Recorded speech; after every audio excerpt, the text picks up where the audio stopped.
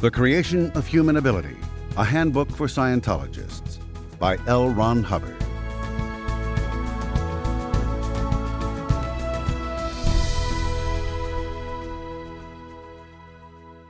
Go your ways. Behold, I send you forth as lambs among wolves. Carry neither purse, nor scrip, nor shoes, and salute no man by the way. And into whatsoever house ye enter, first say, Peace be to this house. And if the Son of Peace be there, your peace shall rest upon it. If not, it shall turn to you again. And in the same house remain, eating and drinking such things as they give, for the laborer is worthy of his hire. Go not from house to house. And in whatsoever city ye enter, and they receive you, eat such things as are set before you. And heal the sick that are therein, and say unto them, The kingdom of God is come nigh unto you. And he turned him unto his disciples, and said privately, Blessed are the eyes which see the things that ye see. For I tell you that many prophets and kings have desired to see those things which ye see, and have not seen them, and to hear those things which ye hear, and have not heard them. St. Luke, chapter 10, verses 3 through 9, verses 23 through 24.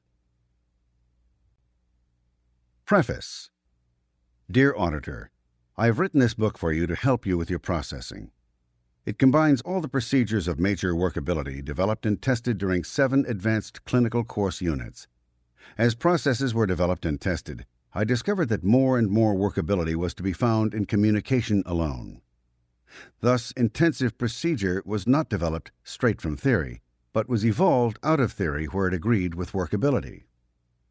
The stress is upon certainty of communication on the part of the pre-clear with objects in the physical universe. The formula of communication itself, in all of its parts, must be entirely rehabilitated with the pre-clear in the physical universe before the pre-clear can then begin with his own universe. The goal of intensive procedure is to bring about a complete tolerance and comfort on the part of the pre-clear for the physical universe, his exteriorization, and general rehabilitation. Best regards, L. Ron Hubbard, July 1954. Chapter 1. The Auditor's Code, 1954. An auditor must observe the auditor's code if he intends to produce beneficial results in a pre-clear. The auditor's attention is very strongly called to Sections 12 and 13. Section 13 contains the difference between a bad auditor and a good auditor. Whereas the whole code is important, Section 13 is vitally important, so much so that an auditor not understanding it will not produce good results in a pre-clear. Section 13 means that an auditor must not change the process just because the pre-clear's perception or communication is changing. A bad auditor will change the process every time the pre-clear starts to change. This is the auditor obsessively duplicating the pre-clear. A good auditor will run a process until it no longer produces change in the pre-clear, and only then will go to a new process. A bad auditor can always be estimated by the number of processes he uses on a pre-clear, for any process in modern procedures consistently used will produce considerable change. When the auditor changes a process just because the pre-clear starts to change, we call this auditor Q&Aing. It is a very bad manifestation. 1. Do not evaluate for the pre-clear. 2. Do not invalidate or correct the pre-clear's data. 3. Use the processes which improve the pre-clear's case. 4. Keep all appointments once made.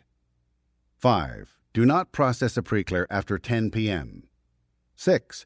Do not process a pre-clear who is improperly fed. 7. Do not permit a frequent change of auditors. 8. Do not sympathize with the pre-clear. 9. Never permit the pre-clear to end the session on his own independent decision. 10. Never walk off from a pre-clear during a session. 11. Never get angry with a pre-clear. 12. Always reduce every communication lag encountered by continued use of the same question or process. 13. Always continue a process as long as it produces change and no longer. 14. Be willing to grant beingness to the pre-clear. 15. Never mix the processes of Scientology with those of various other practices. 16. Maintain two-way communication with the pre-clear. The Auditor's Code of 1954 has been evolved from 4 years of observing processing. It is the technical code of Scientology. It contains the important errors which harm cases. It could be called the Moral Code of Scientology. Chapter 2. The Code of Honor. No one expects the Code of Honor to be closely and tightly followed. An ethical code cannot be enforced. Any effort to enforce the Code of Honor would bring it into the level of a moral code. It cannot be enforced simply because it is a way of life which can exist as a way of life only as long as it is not enforced. Any other use but self-determined use of the Code of Honor would, as any Scientologist could quickly see, produce a considerable deterioration in a person. Therefore, its use is a luxury use, and which is done solely on self-determined action, providing one sees eye to eye with the Code of Honor. 1. Never desert a comrade in need, in danger, or in trouble. 2. Never withdraw allegiance once granted. 3. Never desert a group to which you owe your support. 4. Never disparage yourself or minimize your strength or power. 5. Never need praise, approval, or sympathy. 6. Never compromise with your own reality. 7. Never permit your affinity to be alloyed. 8. Do not give or receive communication unless you yourself desire it. 9. Your self-determinism and your honor are more important than your immediate life. 10. Your integrity to yourself is more important than your body. 11. Never regret yesterday. Life is in you today, and you make your tomorrow. 12. Never fear to hurt another in a just cause. 13. Don't desire to be liked or admired. 14. Be your own advisor, keep your own counsel, and select your own decisions. 15. Be true to your own goals. This is the ethical code of Scientology, the code one uses not because he has to, but because he can afford such a luxury. Chapter 3. The Code of a Scientologist, 1954.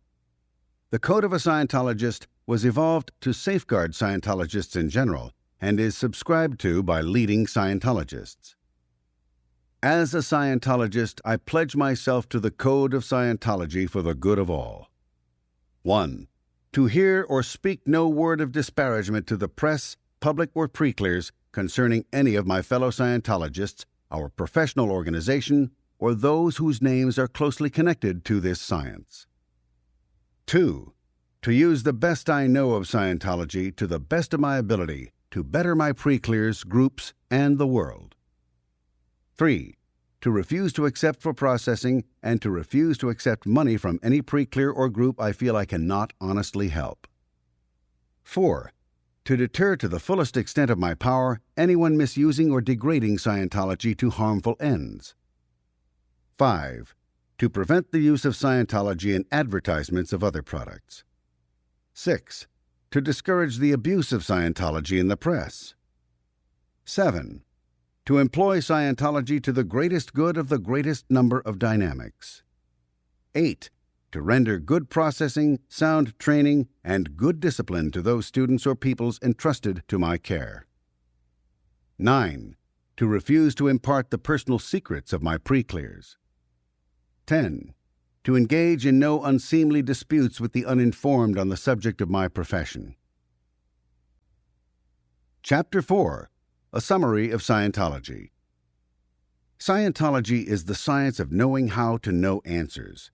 It is a wisdom in the tradition of 10,000 years of search in Asia and Western civilization.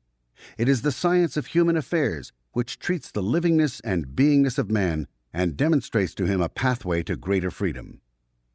Subjects which were consulted in the organization and development of Scientology include the Veda, the Tao by Lao Tzu, the Dharma, and the discourses of Gautama Buddha, the general knowingness about life, extant in the lamaseries of the western hills of China, the technologies and beliefs of various barbaric cultures, the various materials of Christianity, including St. Luke, the mathematical and technical methodologies of the early Greeks, Romans, and Arabians, the physical sciences, including what is now known as nuclear physics, the various speculations of Western philosophers such as Kant, Nietzsche, Schopenhauer, Herbert Spencer, and Dewey, and the various technologies extant in the civilizations of both the Orient and Occident in the first half of the 20th century. Scientology is an organization of the pertinencies which are mutually held true by all men in all times, and the development of technologies which demonstrate the existence of new phenomena, not hitherto known, which are useful in creating states of beingness considered more desirable by man. There are two distinct divisions in Scientology. The first is philosophic, the second is technical. Under the philosophic heading, one discovers the ways and means of forming new ways of life and of evaluating or creating standards of livingness and beingness. By this knowingness alone, and without processing, it should be understood clearly that a new way of life could be created, or an old way of life could be understood and better endured or altered. Under the technical division, we have a long series of developed processes which, applied immediately and directly to life or an organism thereof, produce changes at the will of the practitioner. Scientology concludes and demonstrates certain truths. These truths might be considered to be the highest common denominators of existence itself. The following summary of these truths has the aspect of precision observations rather than philosophic hazardings. When treated as precision observations, many results occur. When regarded as philosophic opinions, only more philosophy results. Considerations take rank over the mechanics of space, energy, and time.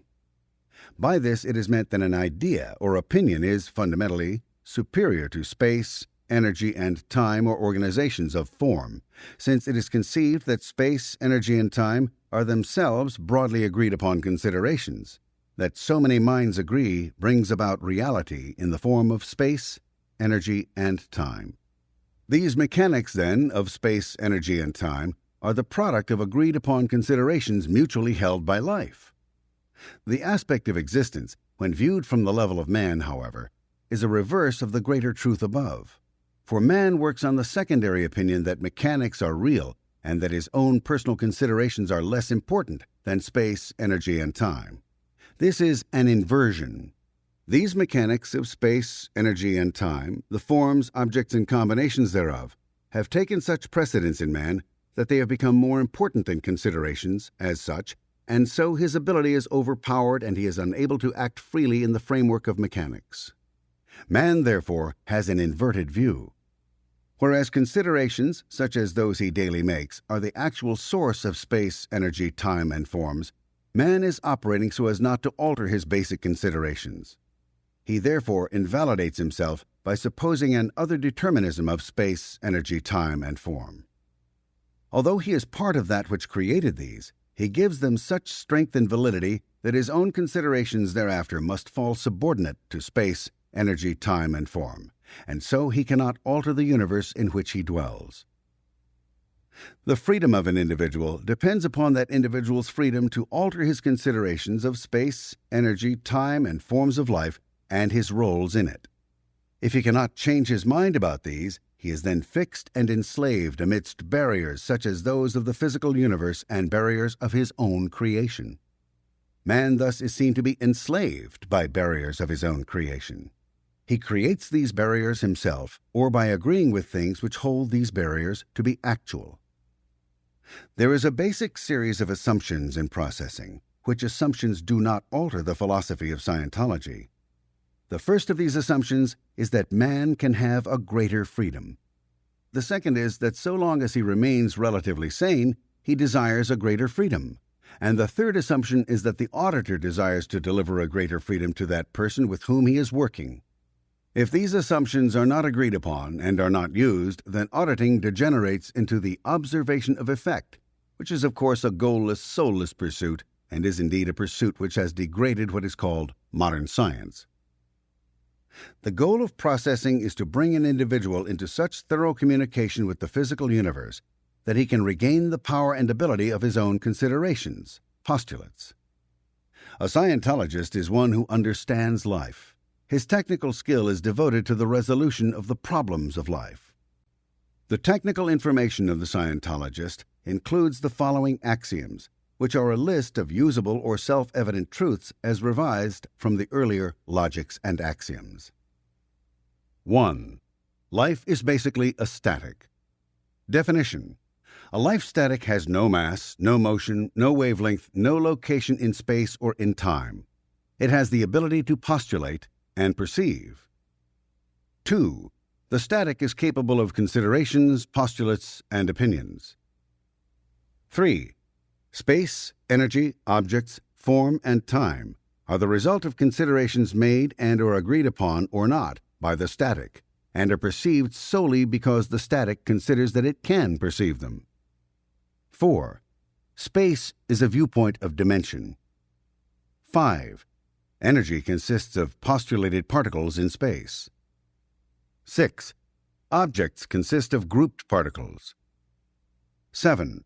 Time is basically a postulate that space and particles will persist. 8. The apparency of time is the change of position of particles in space. 9. Change is the primary manifestation of time. 10. The highest purpose in the universe is the creation of an effect. 11. The considerations resulting in conditions of existence are fourfold. A.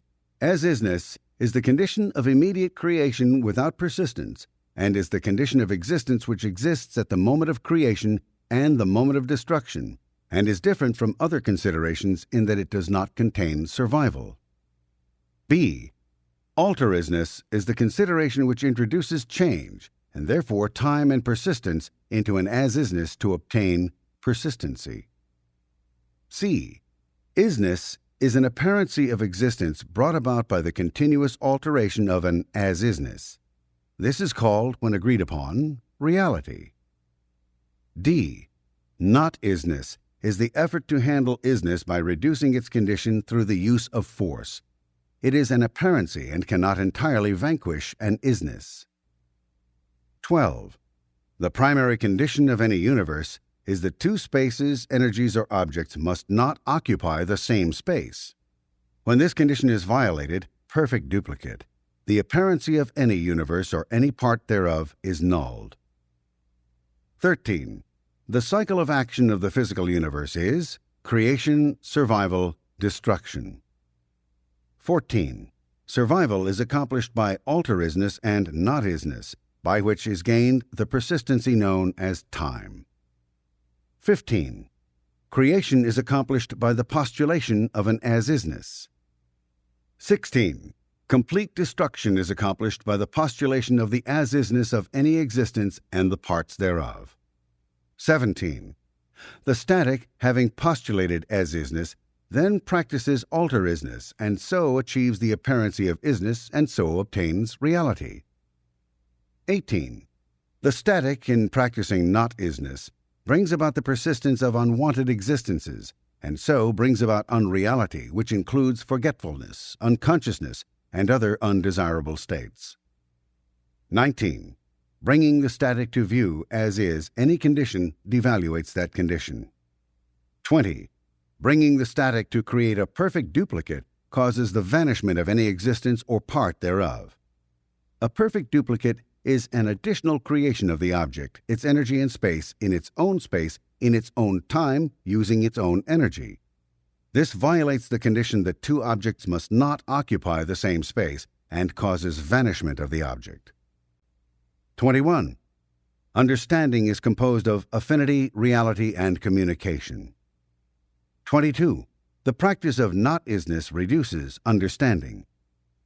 23. The static has the capability of total knowingness. Total knowingness would consist of total ARC. 24. Total ARC would bring about the vanishment of all mechanical conditions of existence. 25. Affinity is a scale of attitude which falls away from the coexistence of static, through the interpositions of distance and energy, to create identity down to close proximity but mystery.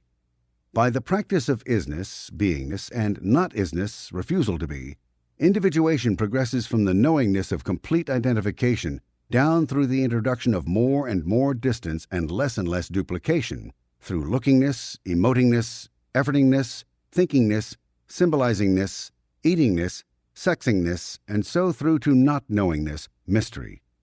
Until the point of mystery is reached, some communication is possible, but even at mystery, an attempt to communicate continues. Here we have, in the case of an individual, a gradual falling away from the belief that one can assume a complete affinity down to the conviction that all is a complete mystery. Any individual is somewhere on this no to mystery scale. The original chart of human evaluation was the emotion section of this scale. 26. Reality is the agreed-upon apparency of existence. 27. An actuality can exist for one individually, but when it is agreed with by others, it can then be said to be a reality. The anatomy of reality is contained in isness, which is composed of as-isness and alter-isness. Isness is an apparency, it is not an actuality. The actuality is as-isness altered so as to obtain a persistency.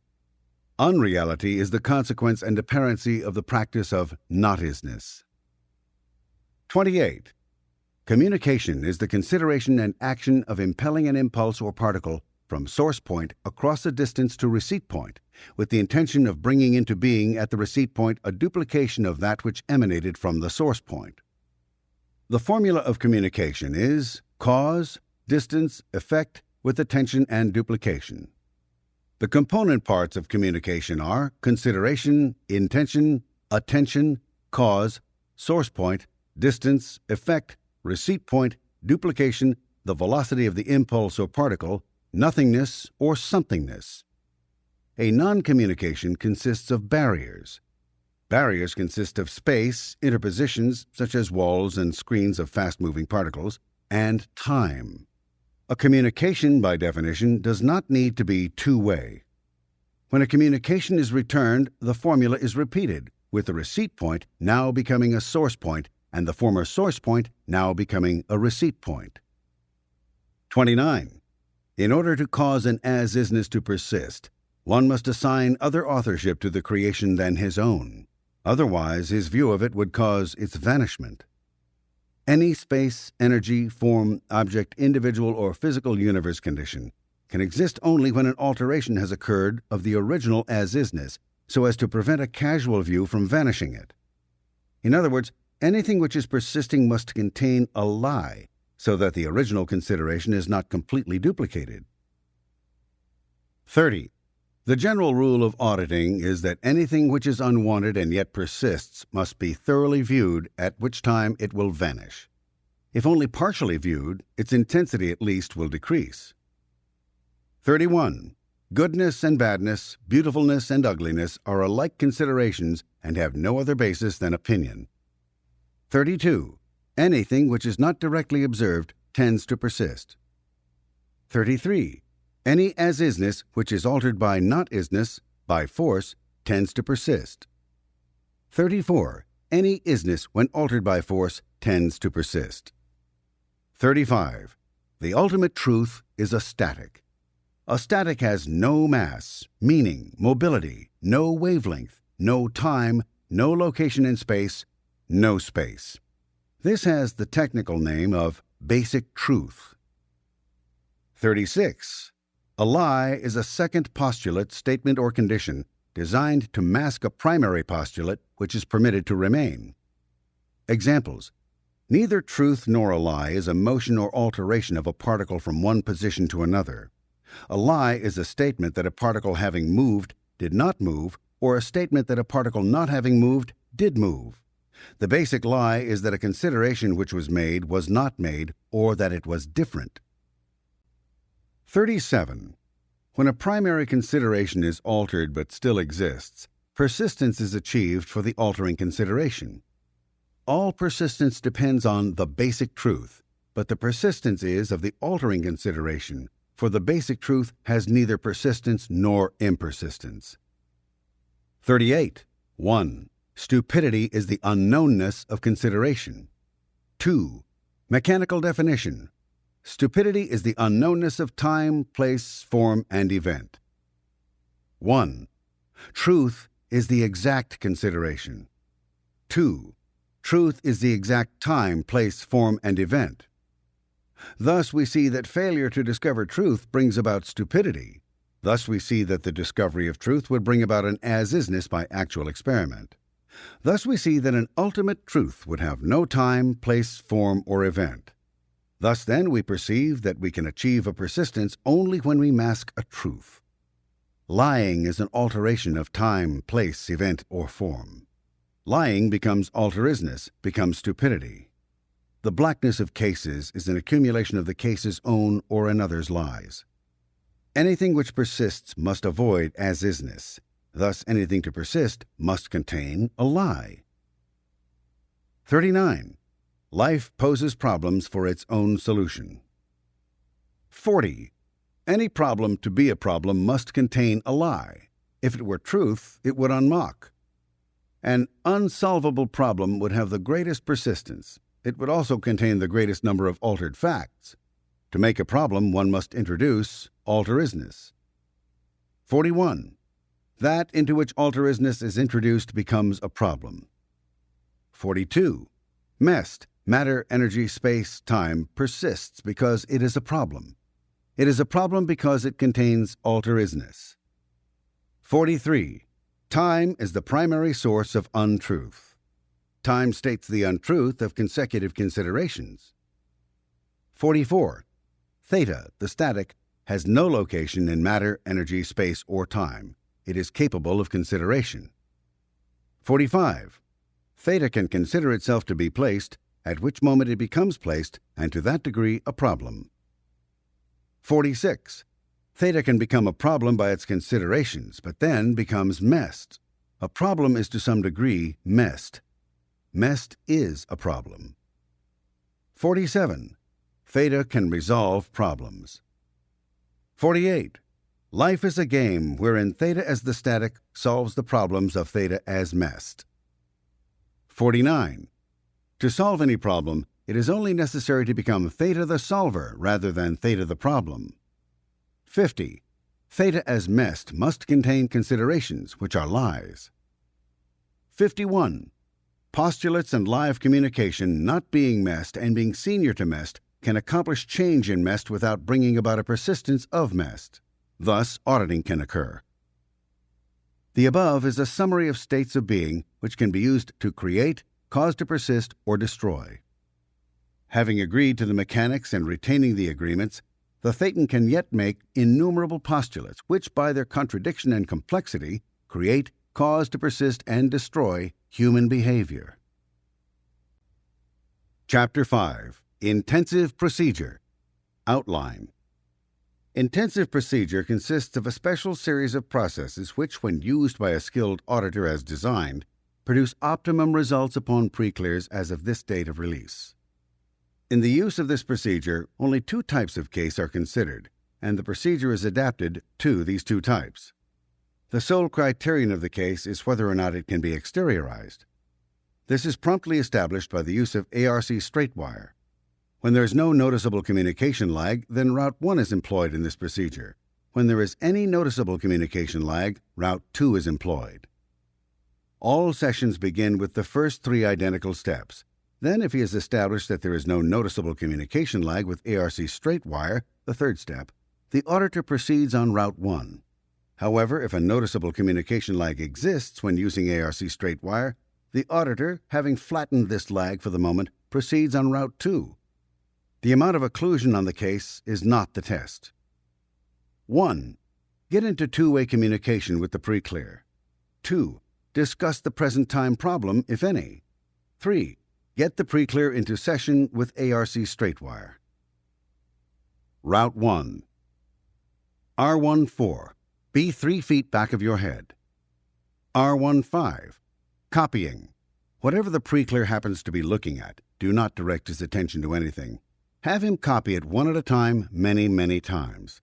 Then have him locate a nothingness and copy it many, many times. R16. Back anchor points. Have pre-clear hold the two upper back anchor points of the room for at least 2 minutes by the clock.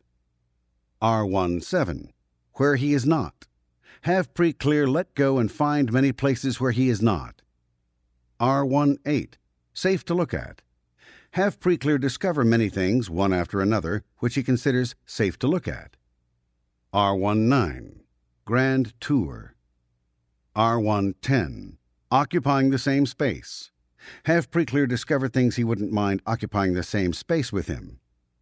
R111, problems and solutions in havingness.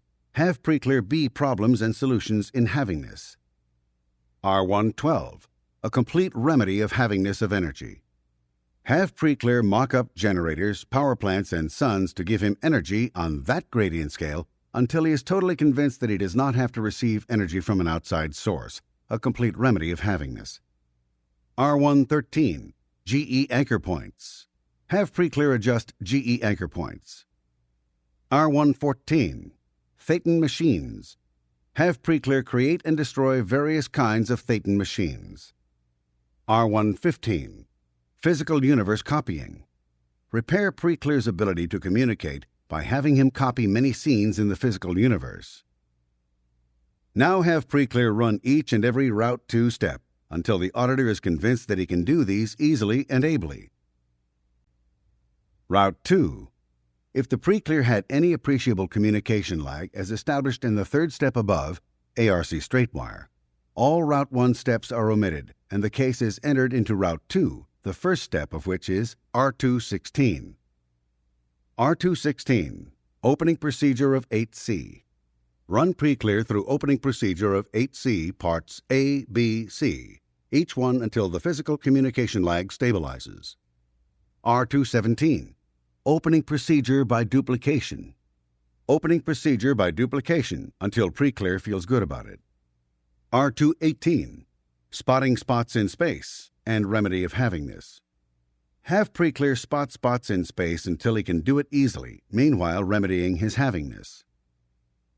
R219, spotting spots in room. Have pre-clear spot spots in room and move body into them and move body out into new spots. R220, use of problems and solutions. R221, granting of beingness. Granting of beingness, life, to something. R222, spanning attention. R223, attention by duplication. R224, exteriorization by distance, extroverted and introverted alternately. R225, viewpoint and viewpoint ARC straightwire. R226, remedy of laughter. R227, resolve dangerousness of environment, cause and effect. R228, nothing, something. R229, time tolerance. R230, position by security, SOP 8D. R231, beingness processing. R232, assignment of attributes. R233, perfect duplication. R234, description processing. R235, location processes. R236, self-determinism. R237, yelling. R238, holding anchor points. R239, conceiving something interesting. R240, conceiving a static. R241, via. R242, pandeterminism. R243, fighting. R244, must and must not happen. R245. R246, other people. R247, body differentiation. R248, separateness. R249, DEI scale. R250, changing minds. R251, rising scale processing. R252, unknowns. R253, repair. R254, flows. R255, importance. R256, games processing. R257, processes. R258, loss. R259, survival. R260, the hidden communication. R261, good and evil. R262, overt acts and motivators. R263, accept, reject. R264, touching. R265, alteration. R266, electing cause. R267, objects. R268, incomprehensibility. R269, please pass the object. R270, expectance level. R271, answers. R272, security processing. R273, making something for the future. R274, processing, self-auditing. R275, knowingness. R276, communication processing. R277, games. Now take a Route 2 preclear through Route 1. Chart of processes. Where they are on the ARC tone scale. Two-way communication, -8.0 to 1.0. Elementary straight wire, 1.1 to 1.8. Opening procedure 8C, 1.8 to 2.5. Opening procedure by duplication, 2.6 to 3.0. Remedy of havingness, 3.1 to 3.5. Spots in space, 3.6 to 4.0. Exteriorized. Cautions. Follow the auditor's code. The procedure which turns on a condition will turn it off. Run a procedure as long as it produces communication changes, perception, changes in altering communication lag. It has been found by long practice that the only things which spin a preclear are 1. Too many auditors, 2. Not enough food, and 3. Processing between 10 p.m. and 8 a.m. When in doubt, remedy havingness. When choosing between two procedures, use the simpler one. For all cases who have any psychosomatic ills or who are neurotic or psychotic, use only R216 anywhere from 10 to 100 hours, or until the person is no longer ill, neurotic, or psychotic. Auditing commands for intensive procedure. 1. Get into two-way communication with the preclear. Axiom 28. Communication is the consideration and action of impelling an impulse or particle from source point across a distance to receipt point, with the intention of bringing into being at the receipt point a duplication of that which emanated from the source point. The formula of communication is cause, distance, effect, with attention and duplication.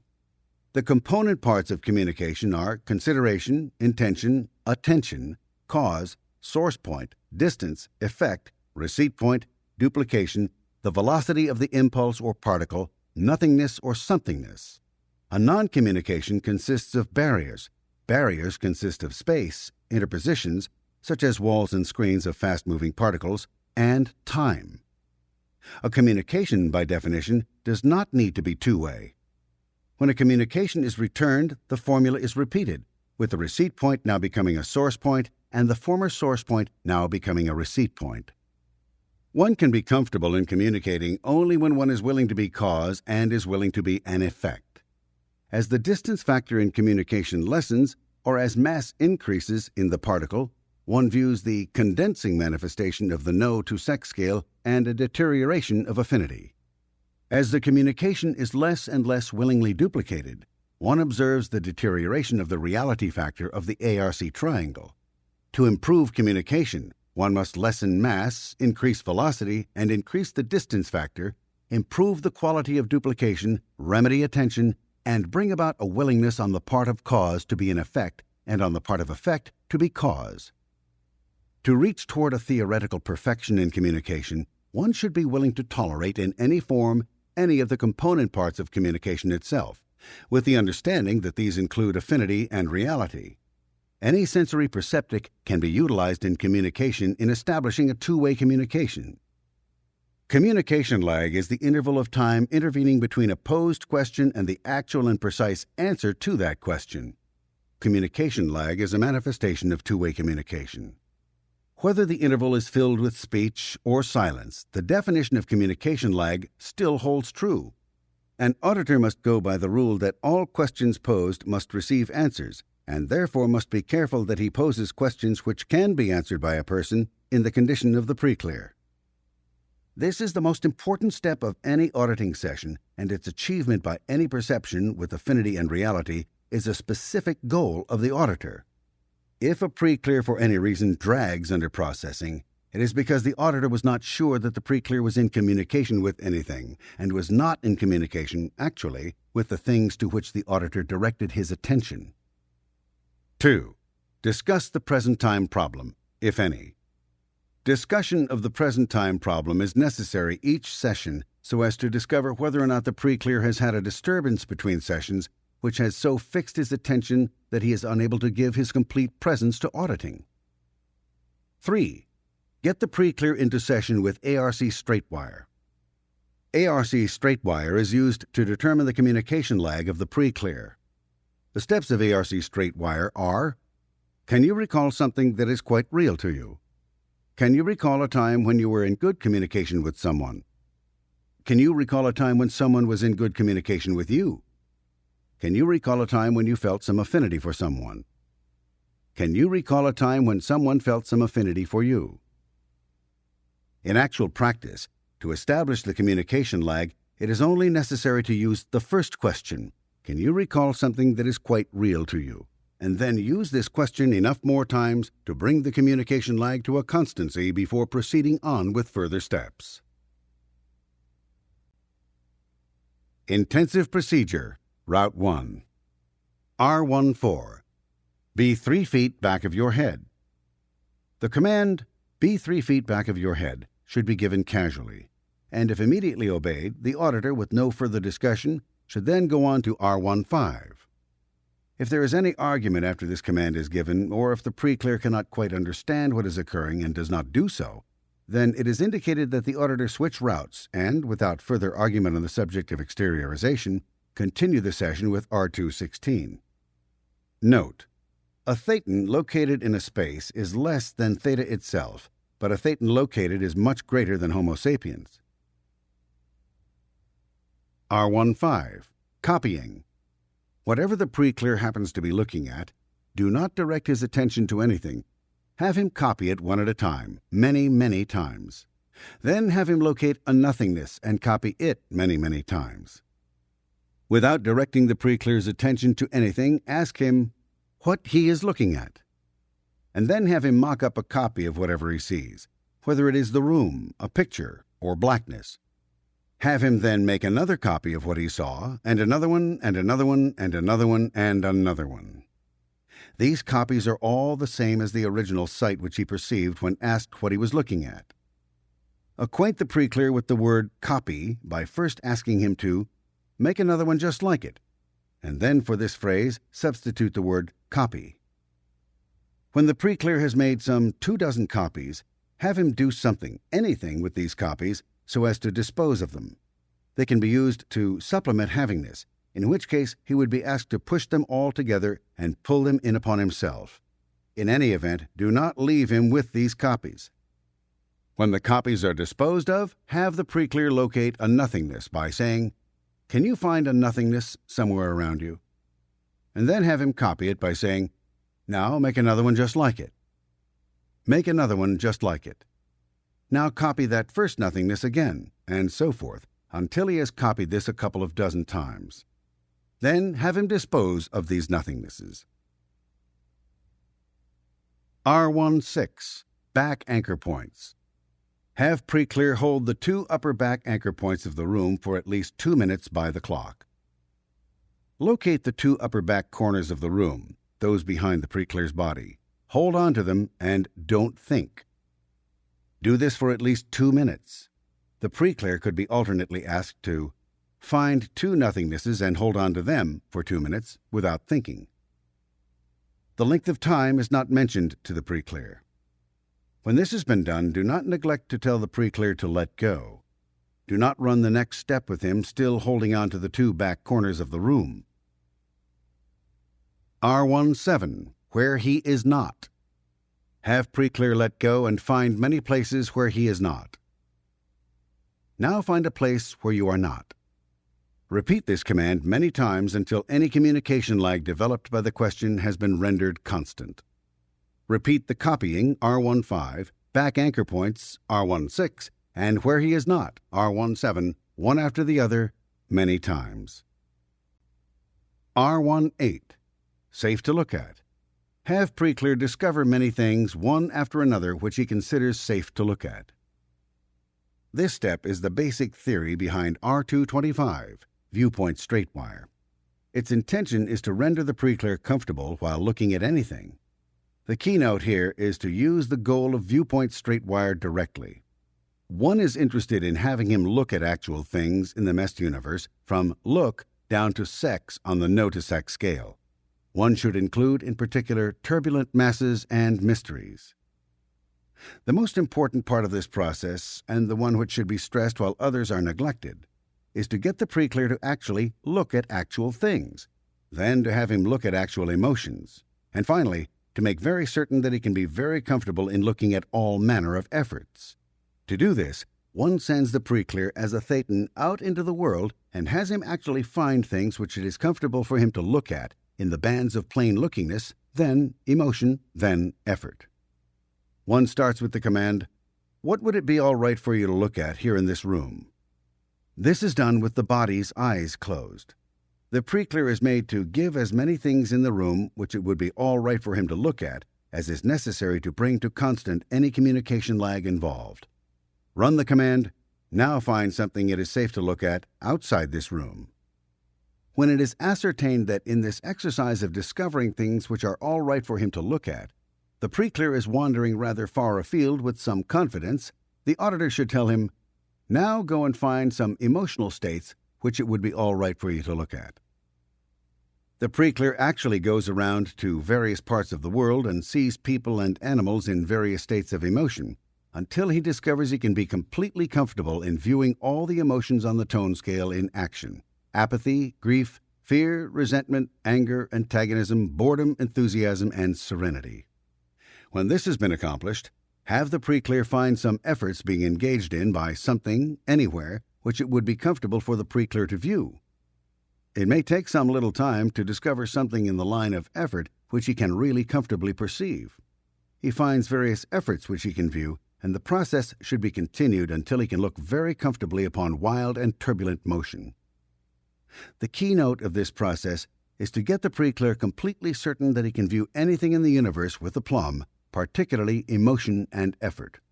The process can be continued, if with less benefit, with the remainder of the no to sex scale, plus mystery. Know, look, emote, effort, think, symbols, eat, sex, mystery. If in doubt, the auditor should run the entire band from no to sex, including mystery.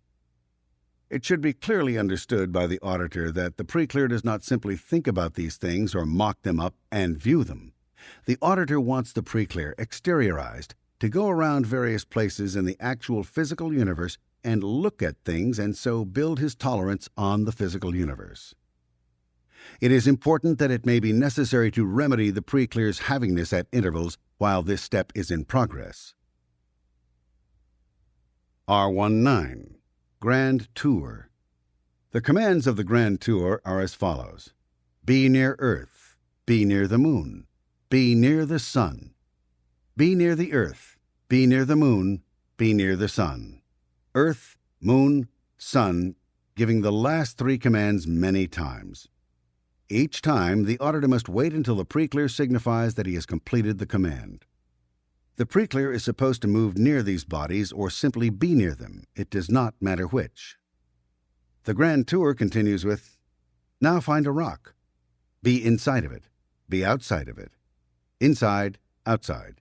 Inside, outside. Be in the center of the earth. Be outside of Earth. Inside, outside, and back and forth until the pre-clear is able to do this very rapidly. Then the Grand Tour continues. Be near Mars. Be at the center of Mars. Outside of Mars, center, outside. Now move down slowly toward the surface. The pre-clear will probably question this, for he has run into a force screen, or thinks he has. All right then, be on the surface of Mars. Be above Mars. Be on the surface. Be above Mars. Move down to the surface of Mars. He is shifted into various positions in the vicinity of Mars until he is entirely used to that planet. When the pre-clear is entirely comfortable in the solar system by reason of running the grand tour, do change of space with him, as below. First, on all the locations where he has received auditing, therapy, or treatment of any kind here on Earth. Next, do all the key locations mentioned in History of Man, such as the entrance point of the messed universe, the place where he made his first facsimile, etc.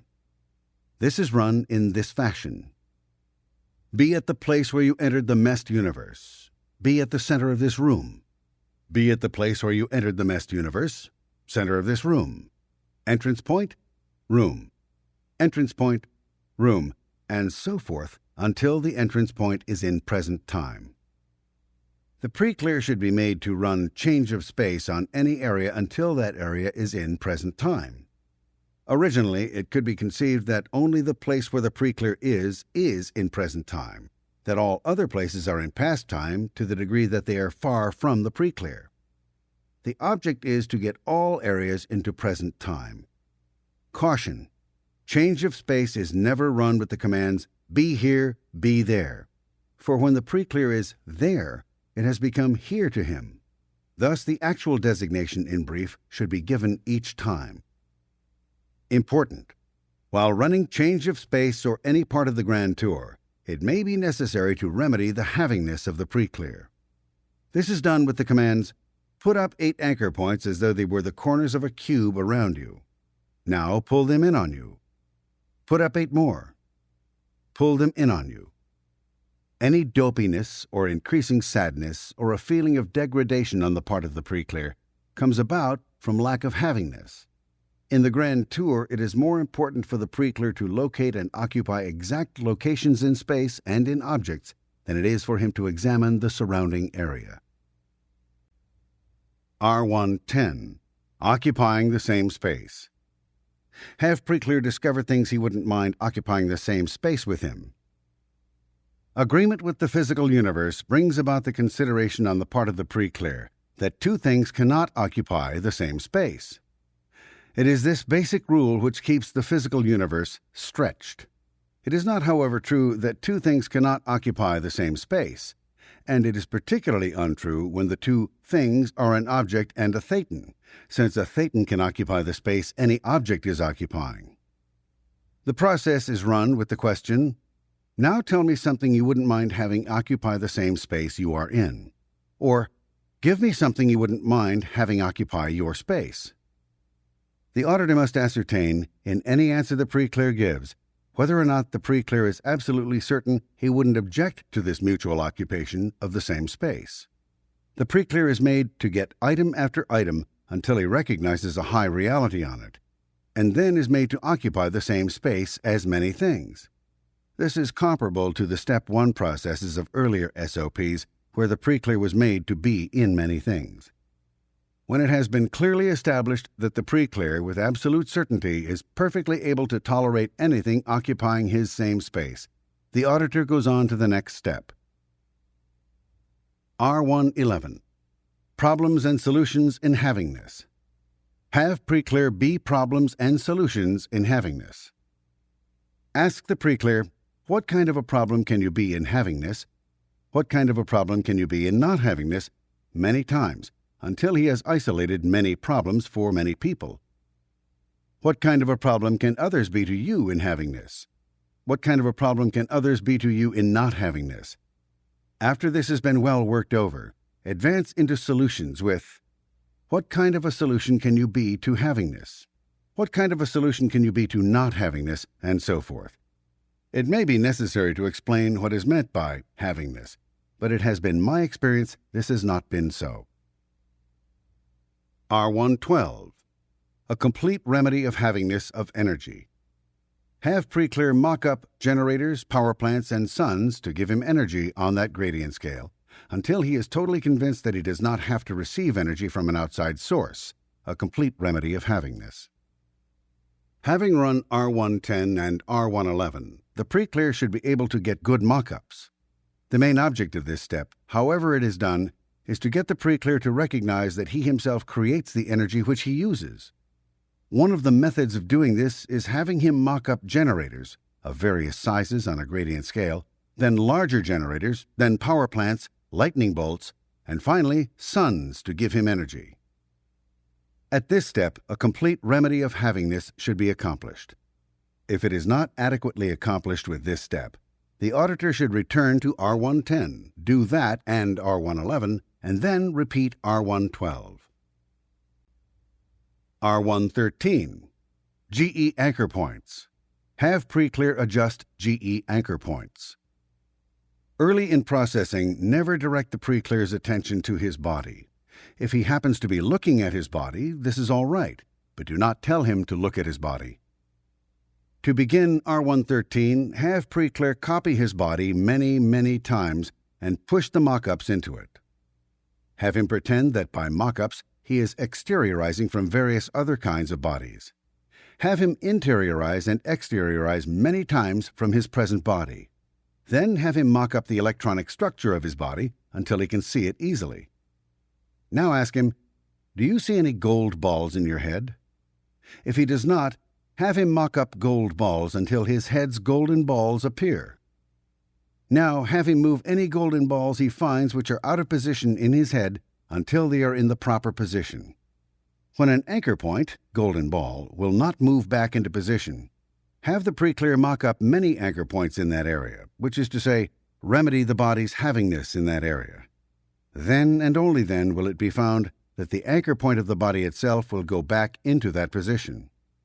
Caution: never let the pre-clear mock up an anchor point of his own and put it into position in the body. The GE can tolerate only its own anchor points. Ask the pre-clear, can you find any more of these golden balls which are out of position? And have him move them back into position or assemble them or remedy them until all the anchor points of the body are in excellent condition and in the proper position. R114. Thetan machines. Have pre-clear create and destroy various kinds of Thetan machines. A Thetan is always equipped with various kinds of machinery. Remedying of havingness should make it very easy for him to dispense with or create new machinery. He has machines which send him places, machines which hide things, and machines which zap him. There are two types of machines, those that mock things up and those that unmock things. But there can be a great variety of considerations in this machinery. Machines are actually machines.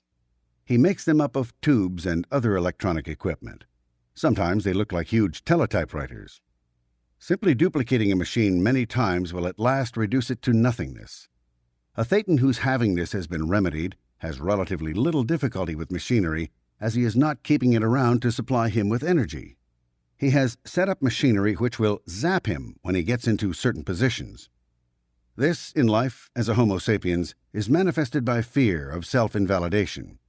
It comes from the machine, since invalidation on the upper echelon is by force. Have him make machinery which actually works, make the machinery work, and destroy the machinery until he is totally confident of his ability to make and destroy any and all types of machines. It is important that the machinery he mocks up actually works. The process of making a machine is to make a postulate, fit it into a machine, hide the machine, and forget it. The machine is keyed against something the Thetan may think. When the Thetan thinks something, the machine goes into action. Be very wary of destroying all of a Thetan's machinery. Be also very wary of leaving a Thetan with no mass, as he feels very unhappy about being only a thought. R115. Physical Universe Copying. Repair pre-clear's ability to communicate by having him copy many scenes in the physical universe. This step is actually the same step as R15, but it is run on a wider basis.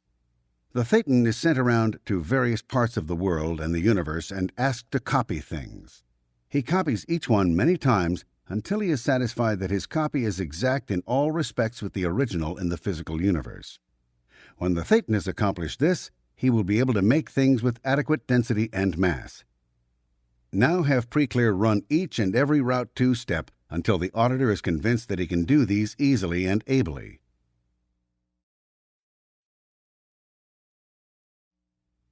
Intensive Procedure, Route 2. R216, Opening Procedure of 8C. Run Preclear through Opening Procedure of 8C, Parts A, B, C, each one until the physical communication lag stabilizes. The auditor should make sure at first, while running Step A, that the spots he designates are highly generalized and are not small areas until the Preclear can be directed to small and precise spots. The entire modus operandi of Opening Procedure of 8C consists in having the Preclear move his body around the room under the auditor's direction until A. He finds he is in actual communication with many spots on the surface of things in the room. B. He can select spots in the room and know that he is selecting them and can communicate with them. And C. He can select spots and move to them, decide when to touch them and when to let go. Each one of these steps is done until the auditor is well assured that the Preclear has no communication lag. The auditing commands are as follows. Do you see that chair? Go over to it and put your hand on it. Now look at that lamp. Now walk over to it and put your hand on it. This is done with various objects without specifically designating spots of a more precise nature than an object, until the Preclear is very certain that he is in good communication with these objects and the walls and other parts of the room. The auditor can say anything he pleases or seemingly introduce any significance he wishes to, so long as he hews very closely to the actual thing in this method which makes it work, which is to say, perceiving the physical universe and making contact with it. Part A has been enlarged by the auditor's selecting exact spots. Do you see that black mark on the left arm of that chair? All right, go over to it and put your finger on it. Now take your finger off it. Do you see the lower bolt on that light switch?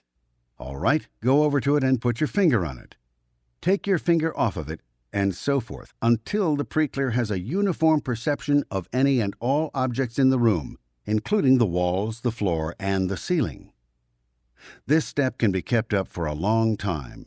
It has an infinity of variations, but it is not the variations which work. It is the making and breaking of communication with the actual designated spots. If at any time there is any doubt about the Preclear's case, do this step, Part A, until satisfied that communication is good.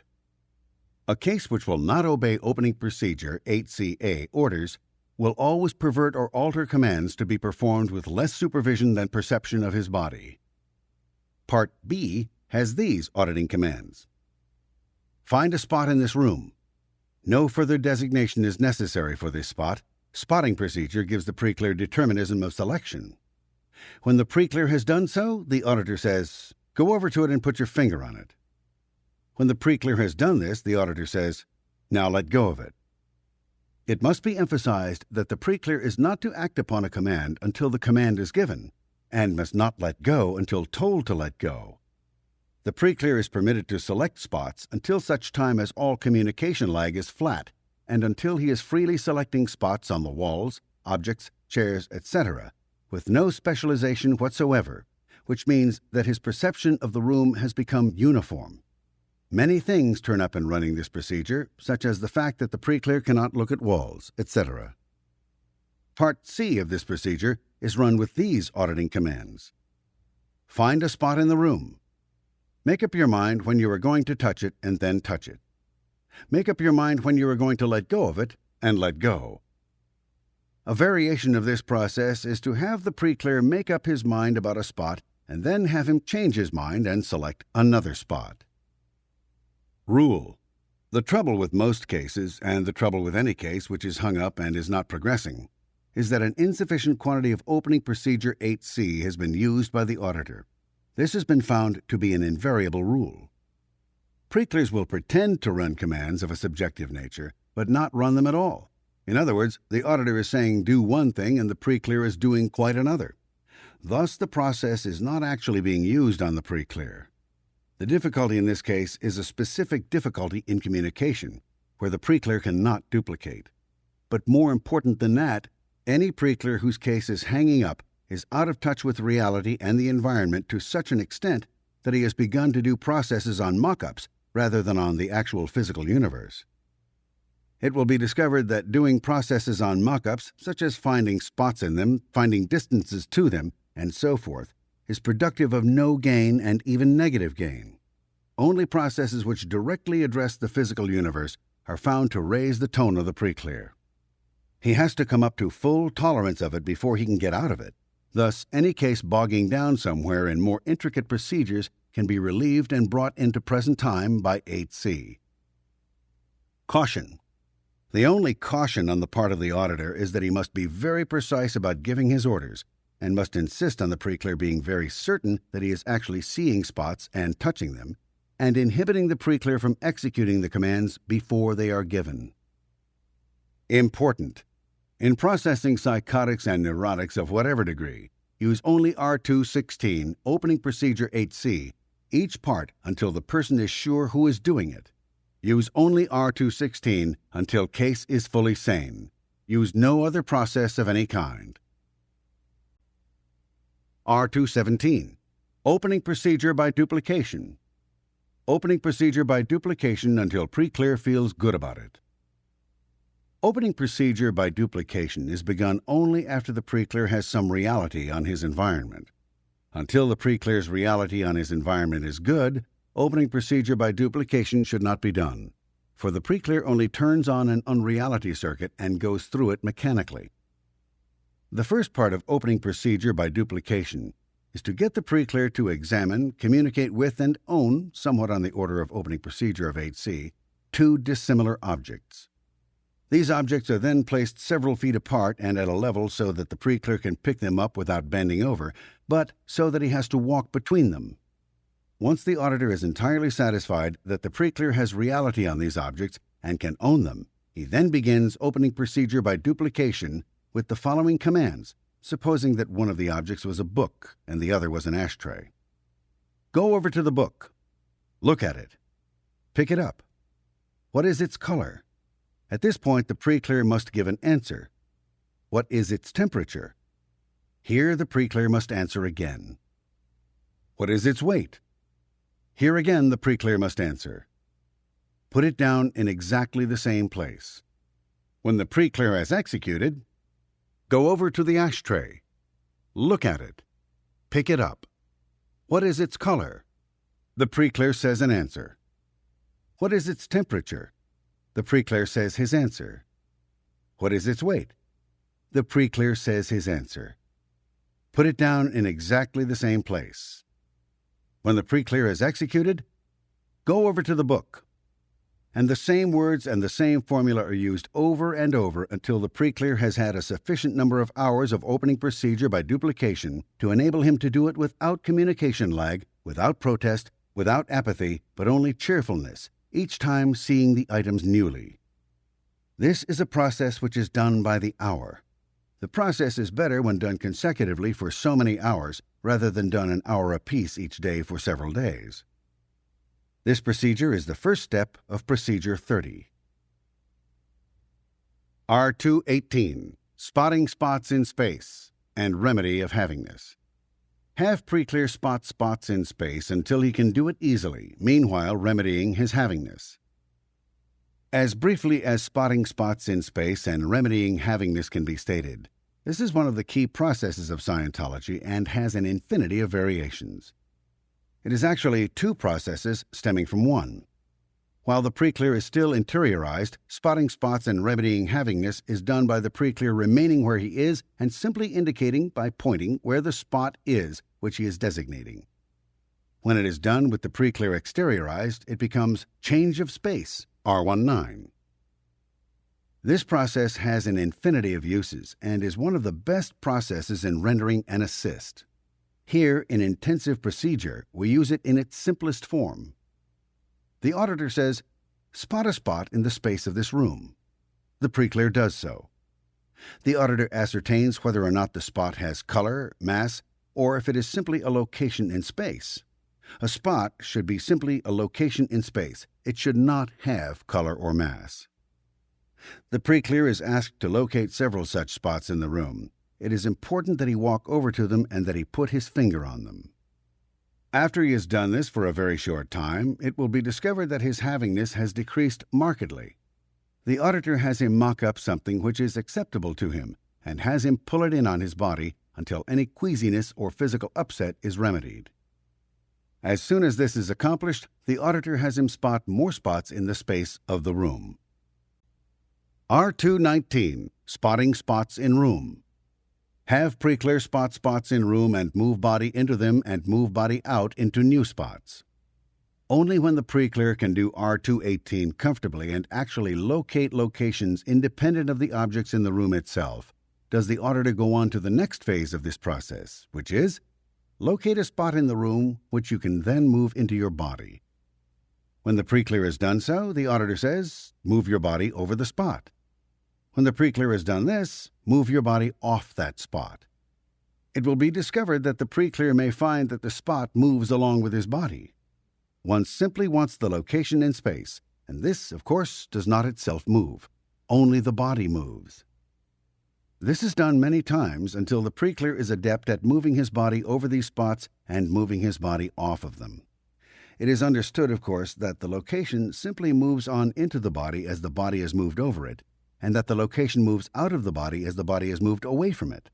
In other words, the location is stable, the body is moving. This is done until the pre-clear is absolutely sure that it is he who is moving his body over such spots.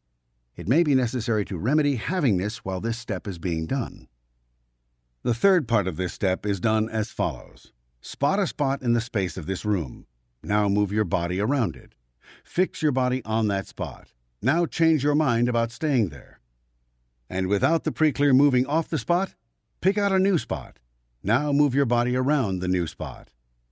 This process has many variations. One can have a pre-clear move a chronic somatic around such spots, fix it there, and unfix it. One can have a pre-clear find a spot and then appear there and then disappear there, find a new spot and appear there and disappear there. The main thing is to have the pre-clear spot spots and move his body around them and then move his body off the spot. R220. Use of problems and solutions. The use of problems and solutions is the second step for Procedure 30 and includes the steps already given in R111, Problems and Solutions in Havingness. The auditor asks the pre-clear, what kind of a problem could you be to your mother? And when the pre-clear has found one, all right, can you be that problem? And when the pre-clear has become it, can you see your mother figuring about it? And whether the pre-clear can or not, give me another problem you could be to your mother. Can you be that problem, etc., until the communication lag is flattened. Then one asks the same question about father and about other people in the pre-clear's life, asking the pre-clear each time for the problem, then asking him to be the problem, and then asking if it makes other people worry and think about it. Finally, one asks, now, what kind of a problem can you be to blank, pre-clear's name? And when this has finally been flattened to a communication lag constant, one can assume that he has more or less handled this situation for the moment, and he uses exactly the same process on solutions. The same wording as above is used, with the exception that solution is substituted for problem. When the pre-clear cannot be a problem, the auditor should find some things that the pre-clear can be with great certainty, have the pre-clear be those things, then have the pre-clear be a problem. When processing an auditor, have him be an auditor and a pre-clear alternately, physically assuming the proper position for each, until all auditing has been run out and the pre-clear is no longer waiting to find out what is going to happen. The auditor should keep in mind the fact that a pre-clear can be a no solution, also that the pre-clear can be a no problem, also that the pre-clear can be a solution that needs problems. Many various and strange manifestations take place, but this process very severely uses only the above commands. The process can be continued, and should be, into the commands of R111, which take up problems in havingness. It may occur, if the pre-clear is a mystic or is interested in the occult, that he offers a peculiar problem in problems. Such a pre-clear may be looking for the solution to all problems, assuming that only one solution is possible for all problems. If he were to discover this solution, he would of course find himself completely out of problems. Thus, his havingness, in terms of problems, would be so enormously reduced that he would discover himself without any interest of any kind. But even if the pre-clear is not in this category, the process which is given in the following paragraph is definitely indicated in the field of problems. Actually, it is a combination of running significances and handling problems, and it is useful for any state of case, except, of course, those upon whom only opening procedure of 8C may be run. The complete remedy of problems, of course, takes place when the pre-clear is convinced that he can create problems at will. Until he is so convinced, he is going to hold on to old problems.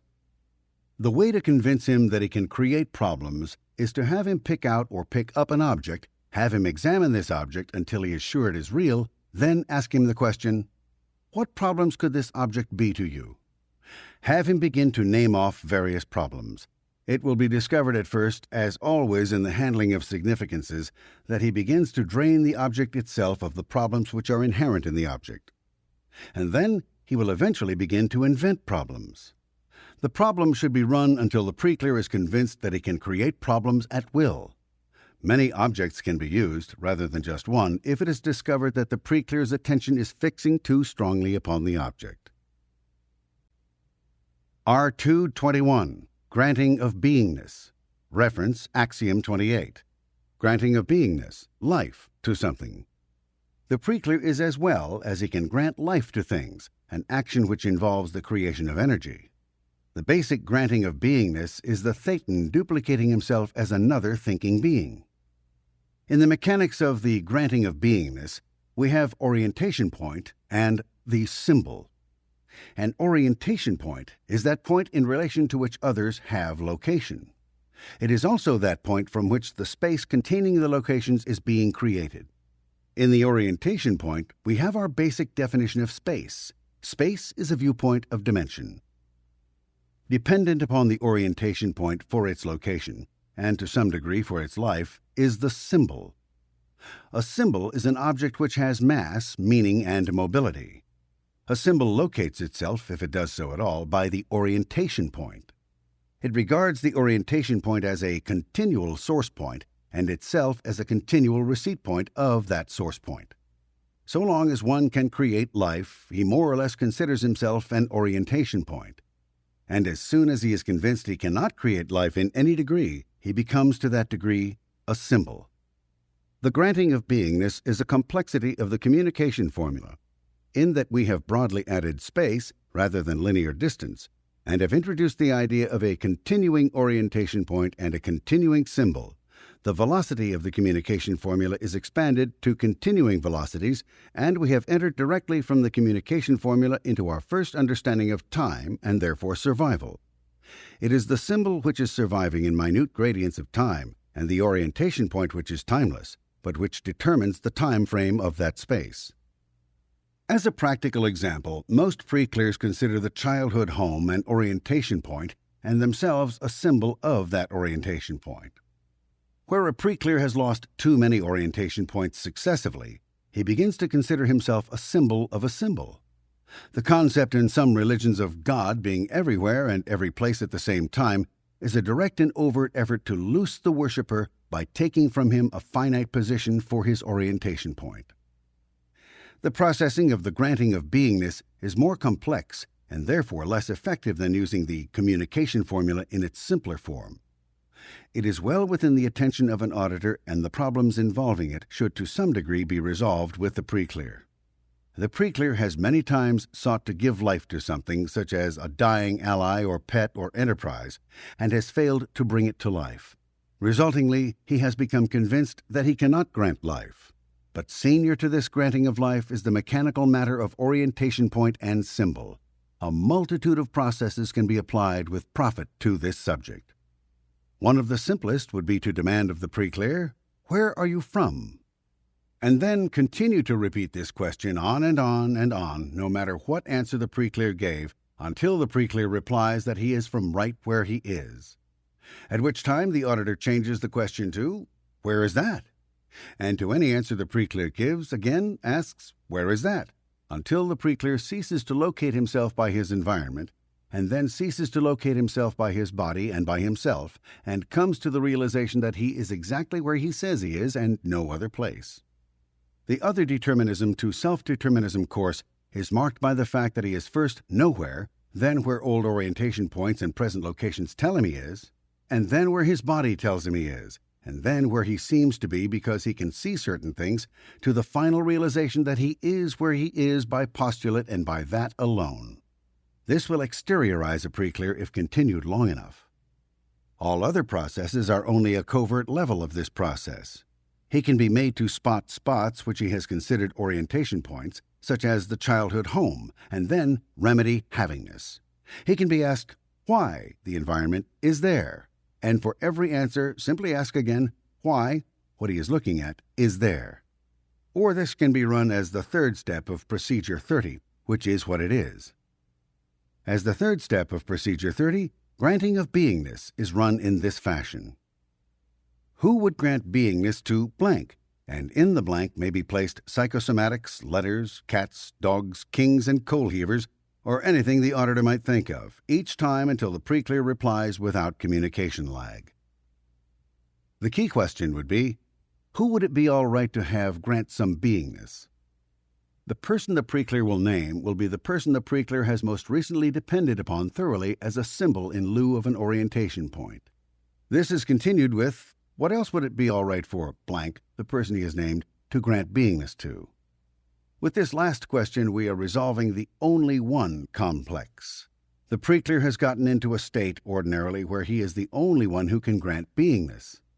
But he has so long restrained other people from granting life to things that he himself will no longer grant any life to things. The pre-clear is engaged in some kind of a giddy contest whereby nobody else can grant beingness to things, but he can grant beingness to them. The resolution of this will mean a considerable increase in case. There is an additional question. Who are you eating for, and who are you doing other things for? Item by item, which processed continuously will eventually bring the pre-clear into certain changes of consideration. This last technique is a part of one called swizzle stick.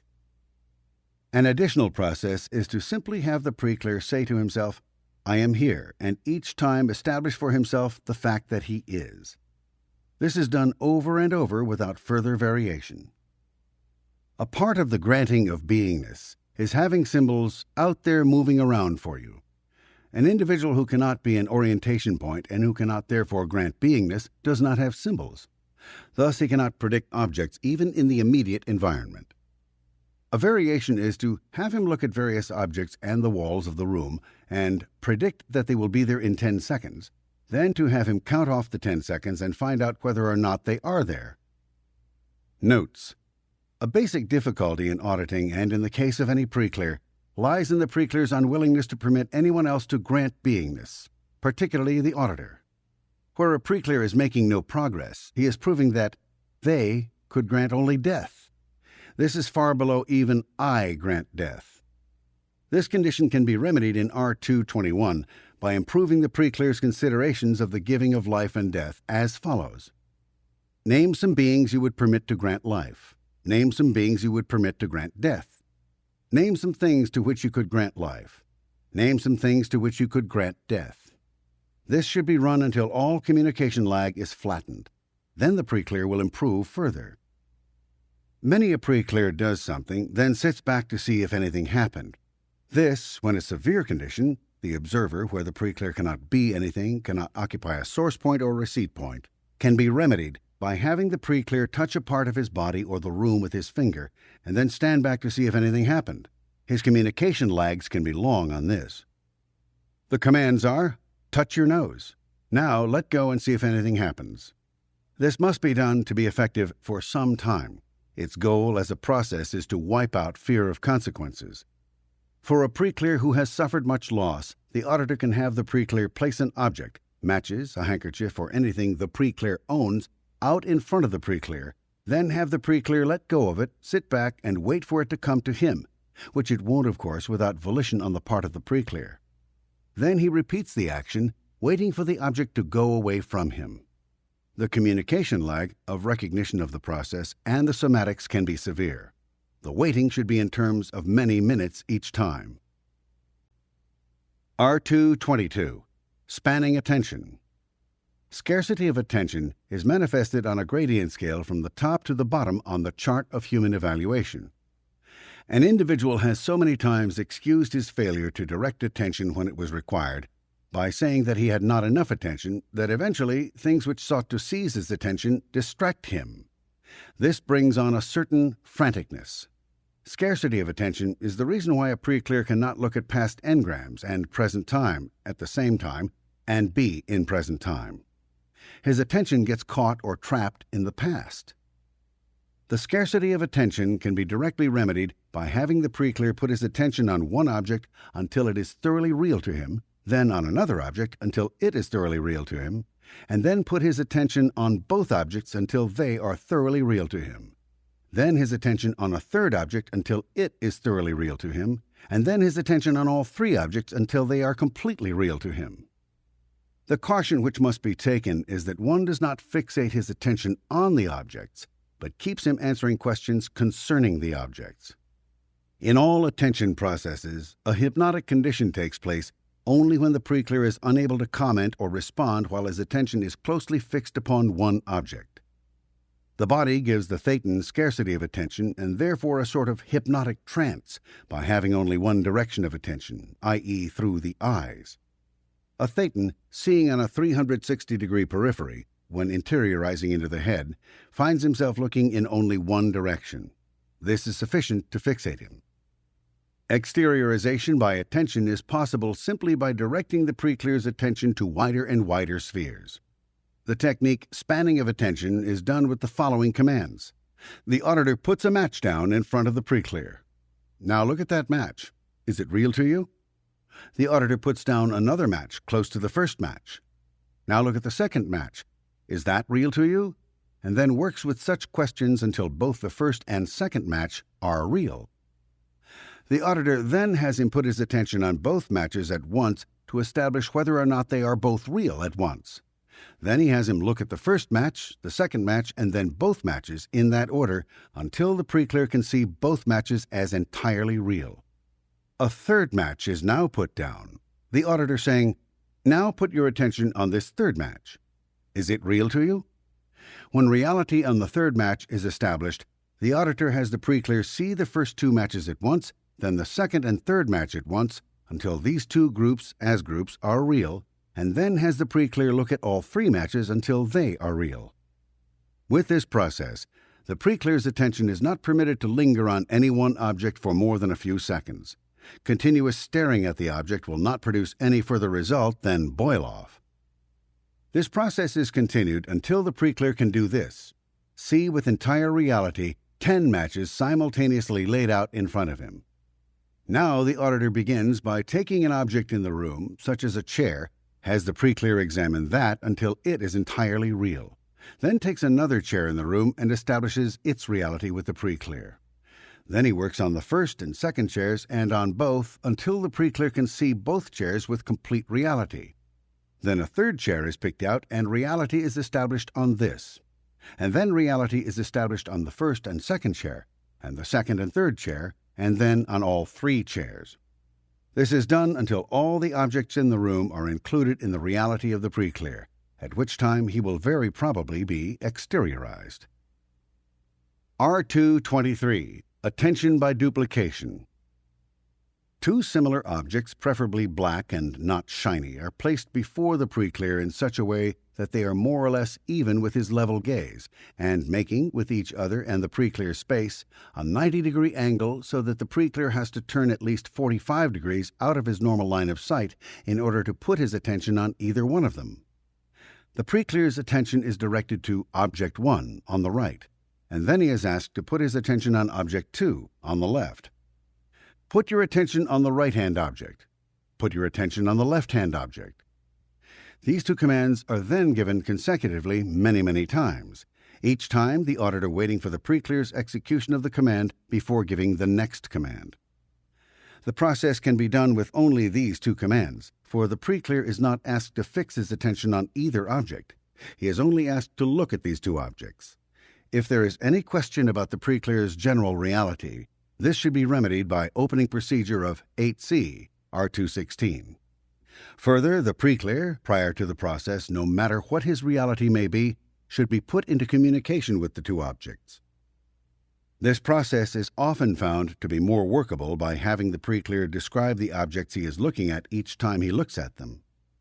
This keeps the pre-clear outflowing, and where the pre-clear begins to demonstrate hypnotic manifestations, the step of making him describe each object should be used. The commands would be, now put your attention on object 1. The pre-clear executes. Tell me about it. The pre-clear does so. Now put your attention on object 2. The pre-clear does so. Tell me about it. Put your attention on object 1, and so forth over and over.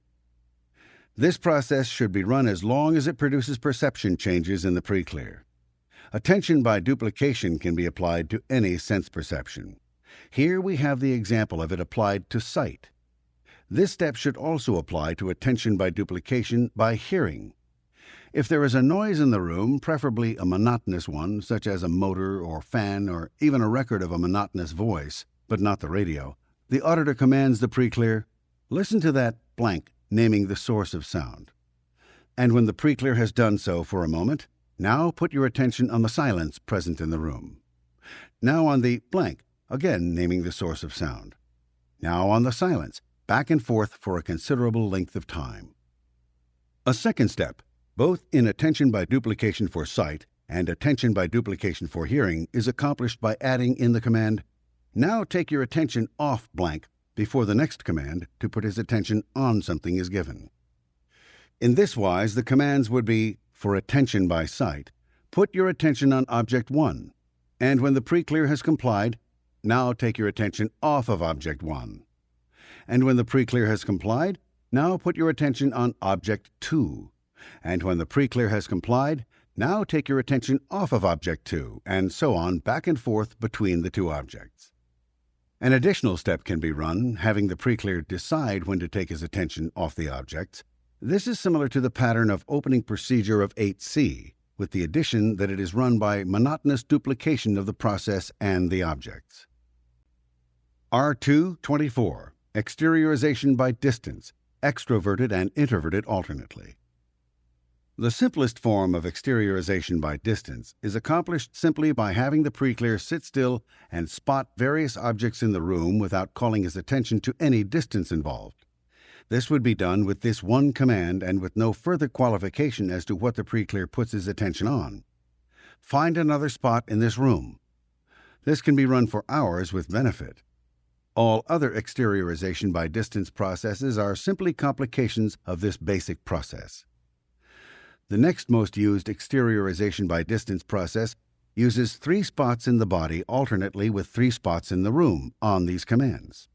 Find 3 spots in your body. And when the pre-clear signifies that he has, now find 3 spots in the room. And when the pre-clear signifies that he has, find 3 spots in your body. And when the pre-clear signifies that he has, now find 3 spots in the room. This is done over and over without any change of command. This process is commonly run on groups. Spotting one spot at a time, not designating whether it is in space or on objects, may also be run on groups as above. When a pre-clear's reality on exteriorization by distance is very poor, the simpler forms of this process as above should be used. The commands of exteriorization by distance are as follows. What distance could you tolerate to your right foot? What distance could you tolerate to your left foot? What distance could you tolerate to your genitals? What distance could you tolerate to your stomach? What distance could you tolerate to your rectum? What distance could you tolerate to your back? What distance could you tolerate to your right hand? What distance could you tolerate to your left hand? What distance could you tolerate to your right eye? What distance could you tolerate to your left eye? What distance could you tolerate to your mouth? And then consecutively, what distance could your right foot tolerate to a thetan? What distance could your left foot tolerate to a thetan? What distance could your genitals tolerate to a thetan? What distance could your stomach tolerate to a thetan? What distance could your rectum tolerate to a thetan? What distance could your right hand tolerate to a thetan? What distance could your left hand tolerate to a thetan? What distance could your right eye tolerate to a thetan? What distance could your left eye tolerate to a thetan? What distance could your mouth tolerate to a thetan?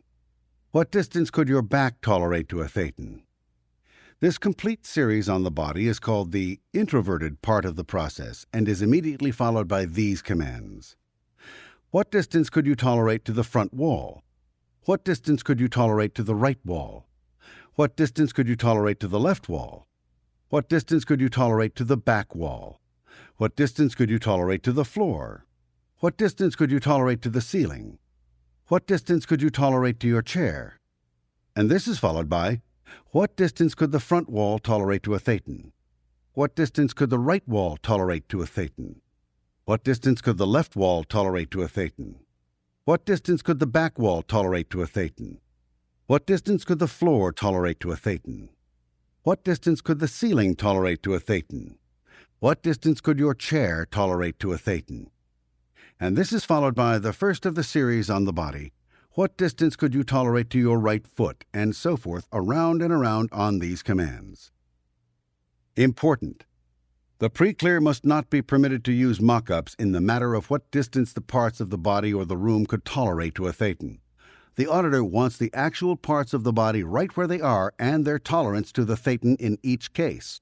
And he wants the parts of the room right where they are and their distance to the thetan. This process is not to be done by mock-ups, but if mock-ups appear in the matter of what distance the thetan can tolerate to the parts of the body or room, they are allowable but are not encouraged. If mock-ups are used in the matter of distance of the objects to the thetan, the reality of the pre-clear will decrease markedly. The pre-clear is not being exteriorized from mock-ups. He is being exteriorized from actual physical universe objects. R225. Viewpoint and Viewpoint ARC Straight Wire. Viewpoint and Viewpoint ARC Straight Wire, in a brief form, has the following commands. Give me some things which it would be comfortable for you to look at. And when the communication lag on this is flattened, give me some emotions it would be all right for you to look at. Give me some efforts it would be all right for you to look at. These are the chief concerns of the auditor in this process. The auditor must make sure that the pre-clear is absolutely certain he is comfortable in viewing such objects. The process fails when the auditor is incapable of pressing the pre-clear until this certainty is attained. Viewpoint ARC Straight Wire then follows. Who would it be all right for you to like? And, as in any of these questions, when the communication lag has been flattened by repeated use of the first question, who would it be all right for you to agree with? Who would it be all right for you to communicate with? Who would it be all right to have like you? Who would it be all right to have agree with you? Who would it be all right to have communicate with you? The basic formula and goal of this process is to increase the pre-clear's ability to tolerate views. The auditor is trying to do two things. He is trying to improve the tolerance and comfort of the pre-clear in viewing and experiencing knowingness, lookingness, emotingness, effortingness, thinkingness, symbolizingness, eatingness, sexingness, and mystery. R226. Remedy of laughter. The earliest known psychotherapy consisted of getting a patient to laugh. Laughter is rejection. A pre-clear being continually inflowed upon by the physical universe at length may find it difficult to reject anything. Getting him to reject something could be made an auditing goal. The best manifestation of this is laughter. Laughter includes both surprise and rejection. The individual is surprised into rejecting. In order to laugh, he must have laid aside some of his ability to predict. An individual who is serious has laid aside so much of his ability to predict that he now cannot be surprised into rejection. The anatomy of mystery consists of, in this order, unpredictability, confusion, and chaos, covered up because it cannot be tolerated. Therefore, this is also the anatomy of problems. Problems always begin with an unpredictability, deteriorate into a confusion, and then, if still unsolved, become a mystery which is masked confusion. It will be observed that as a person falls further and further away from the ability to laugh, he becomes more and more confused, until at last he sees no points in any jokes. He sees only embarrassment when confronted by laughter, and the whole action of laughter itself escapes him. The ability to laugh is rehabilitated in general by Scientology, as it advances the ability of the preclear to know, which is to say, predict. The remedy of laughter could be entered simply by having the individual predict that a wall would be there in 10 seconds, count off 10 seconds on his watch, and then ascertain with thoroughness that the wall is still there. To establish if the wall is there, then to predict that it will be there in 10 seconds, then to count off 10 seconds on his watch and ascertain if the wall is still there. By thus bringing solid objects into the realm of prediction, an individual at length comes to a point where he can predict very slowly moving objects. A cheap train and track could be set up for this purpose, and the preclear could be led to predict with accuracy the position of engines on the small circular track. However, the preclear can be made to watch automobiles on the street, a process which serves just as well with no such equipment. The preclear would then be led to predict the positions of his own body, first by predicting that it was going to be in a certain spot, then moving it there and seeing whether or not it had arrived at that spot. He would then be brought to swing his arm in a circle, predict that it would swing faster, and swing it faster. And thus, being led to predict the motion of his body with these simplicities, he could be exercised in making his body go tense and go limp by his command, until he was thoroughly certain that he could both predict the tension or relaxation by doing it. Then he could be led to predict the positions of people walking on the street, until he felt some security in predicting without exercising physical control. By thus remedying his ability to predict, one brings the preclear up into a tolerance of motion. He is then led to put his attention on one moving object, then on two moving objects at once, and so forth, using the processes of spanning attention on moving objects. A direct mock-up process can be applied to the remedy of laughter by having the preclear mock up alternately himself and others laughing, or by having him mock up an acceptable level of amusement and remedy his havingness with it, until he can have people laughing very broadly in his mock-ups. The preclear can also be made simply to stand up and start laughing. He at first will demand to have something to laugh at, but at length will be able to laugh without reason.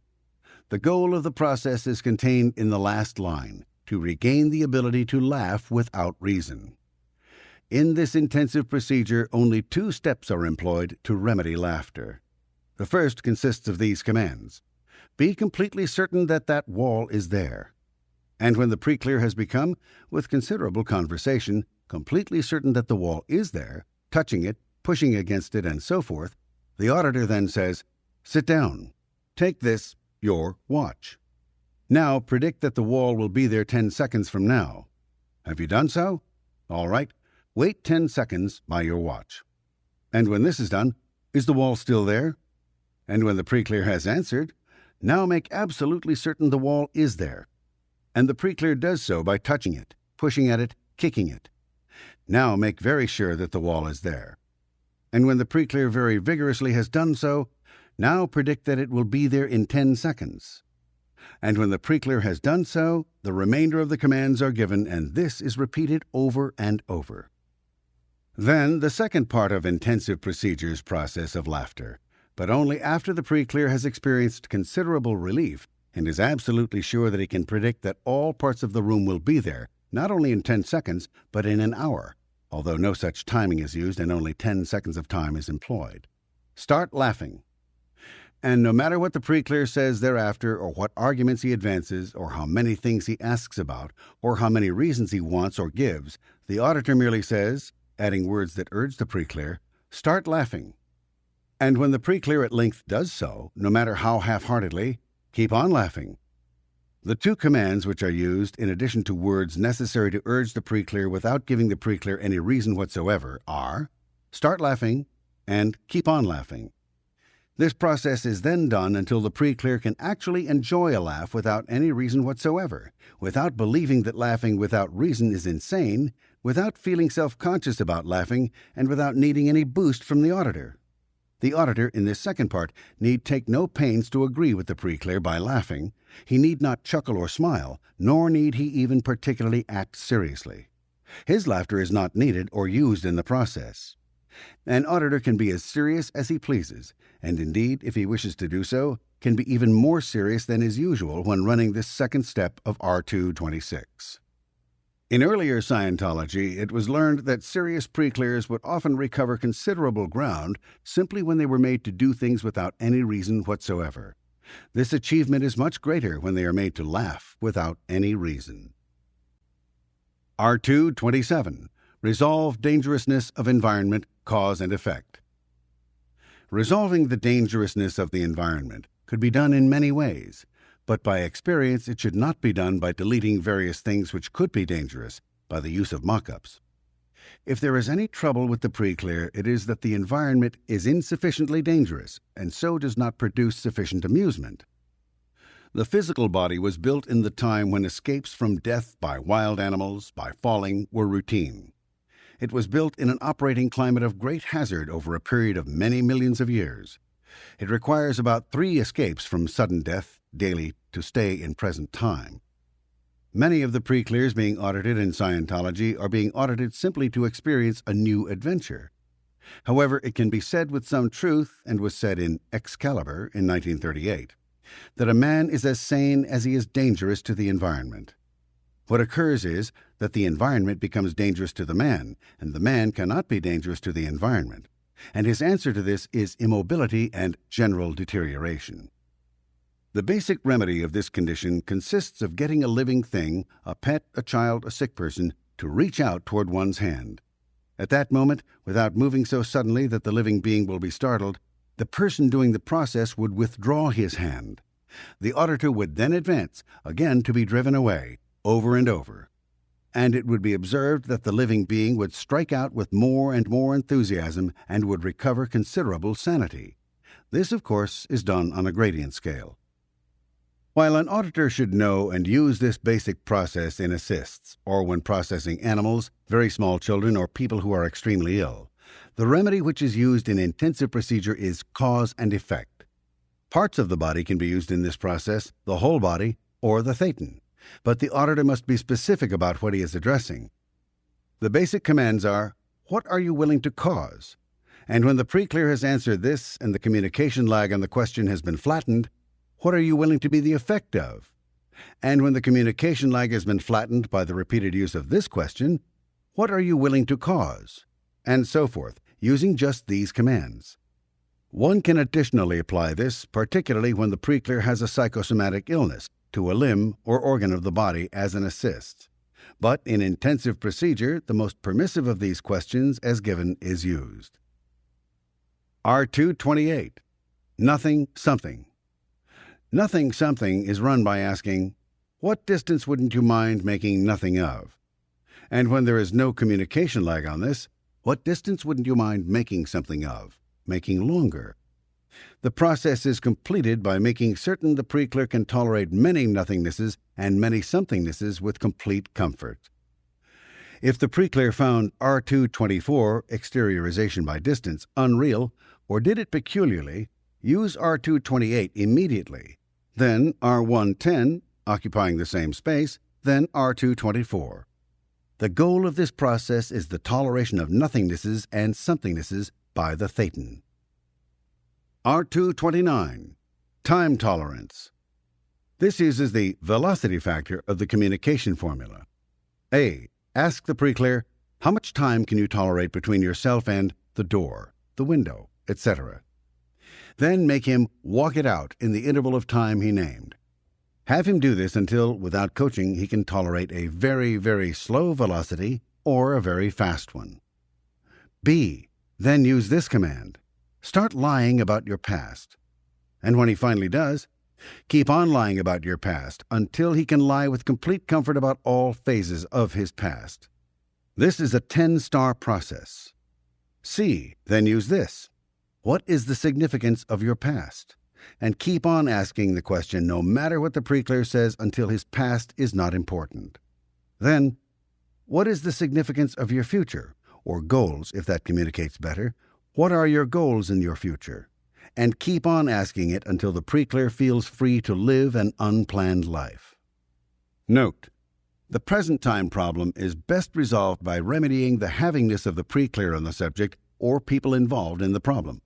Have him mock these up in acceptable form and accept many, then in rejectable form and reject many, until his acceptance level and rejection level are the same. R230. Position by Security, SOP 8D. Used in intensive procedure for only two purposes: to resolve a present-time association with a person, PT problem, or to resolve body recruitment of the thetan by some part of the body, such as teeth, eyes, stomach, etc. In the matter of a present-time problem, using the name of the person involved with the preclear, where would blank be safe, and where would blank find you safe, as the sole commands, actually having the preclear spot the locations in the messed universe. In the matter of fixation on teeth, etc., where would blank be safe? Where would blank find you safe? Body recruitment is suspected whenever a preclear cannot exteriorize after a few hours of processing. The part of the body he is most anxious about is then run as responsible for dragging in the thetan. Another method of running this problem is a variation of description processing, R234. The command is, how close does your blank seem to you now? This is the only command employed. Body parts, such as head, genitals, teeth, or the body itself, are used in the place of the blank. R231. Beingness processing. The cardinal rule where mental or physical compulsions are concerned follows. Whatever the thetan is doing obsessively or compulsively, have him do it on a self-determined basis. This applies to machines, habits, twitches, etc. There is a gradient scale of exteriorization which could be described as follows. First, the thetan without contact with the universe. Then, a thetan in full contact with the universe. Then, a thetan in contact with part of a universe, who considers the remainder of the universe barred to him. Then, a thetan in a universe without any contact with any part of the universe. Then, a thetan unknowingly in contact with a large part of a universe. The first condition would be a true static. The last condition is called, colloquially, in Scientology, buttered all over the universe. As it is with a universe, such as the physical universe, so it is with physical bodies. The thetan who has already gone through the cycle on the universe itself may be in contact with the physical body in the same order. At first, he would be without association with the physical body, then with occasional contact with bodies, then with a fixed contact on one body but exteriorized, then interiorized into a body but easy to exteriorize, then in contact with and interiorized into a body but withdrawn from the various parts of the body, then obsessively buttered all through the body, then obsessively and unknowingly drawn down to some small portion of the body, and so forth. This is the gradient scale which includes inversion and then inversion of the inversion. The auditor will discover preclears are very variable in the matter of exteriorization. Some preclears, even when they have a dark field, exteriorize rather easily. Others, after a great deal of work, are still found to be difficult to exteriorize. The matter of exteriorization is the matter of which level of inversion the preclear is in.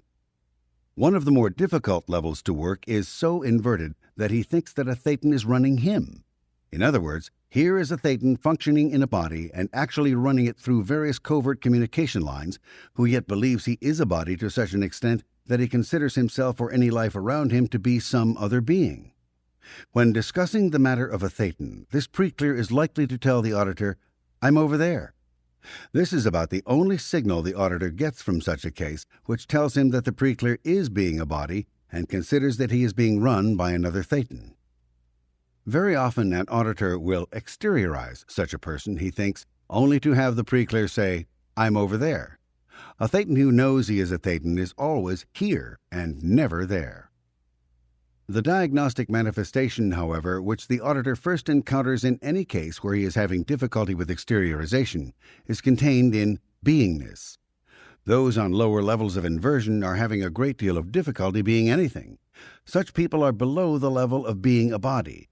Therefore, it would be far upscale for this person to be able to be a body with certainty.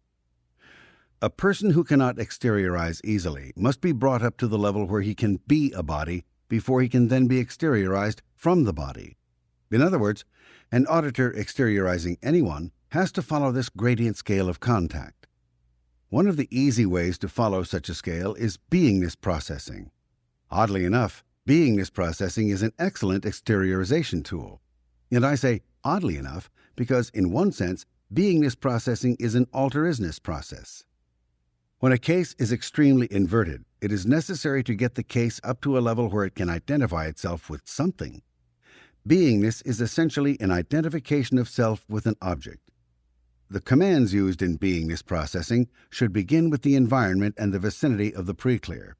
One has the pre-clear look around the auditing room and select an object, let us say a chair. The auditor does this by saying, "Look around the room and discover some object which you don't mind being present."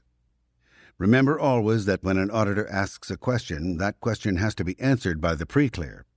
It is the auditor's bad luck if he asks a question which introduces an enormously long communication lag in the pre-clear. The pre-clear must still answer the question.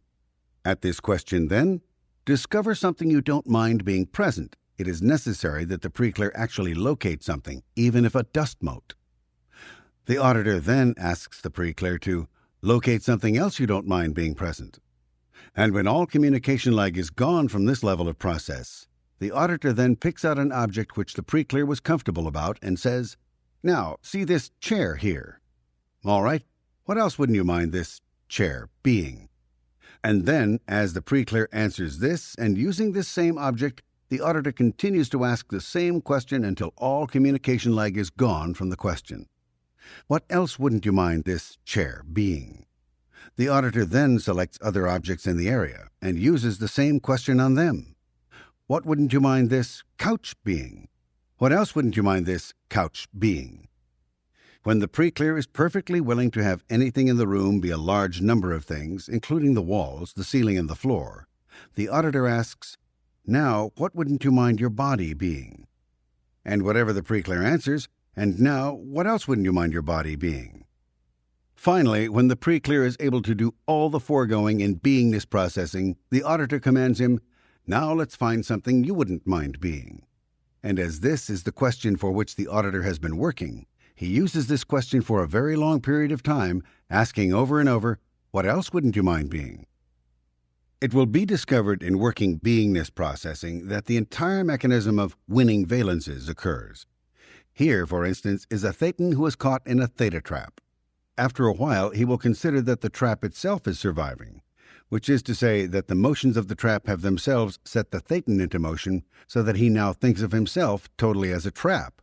This is how anybody gets to be anything, by getting set into motion by the vibrations in his vicinity.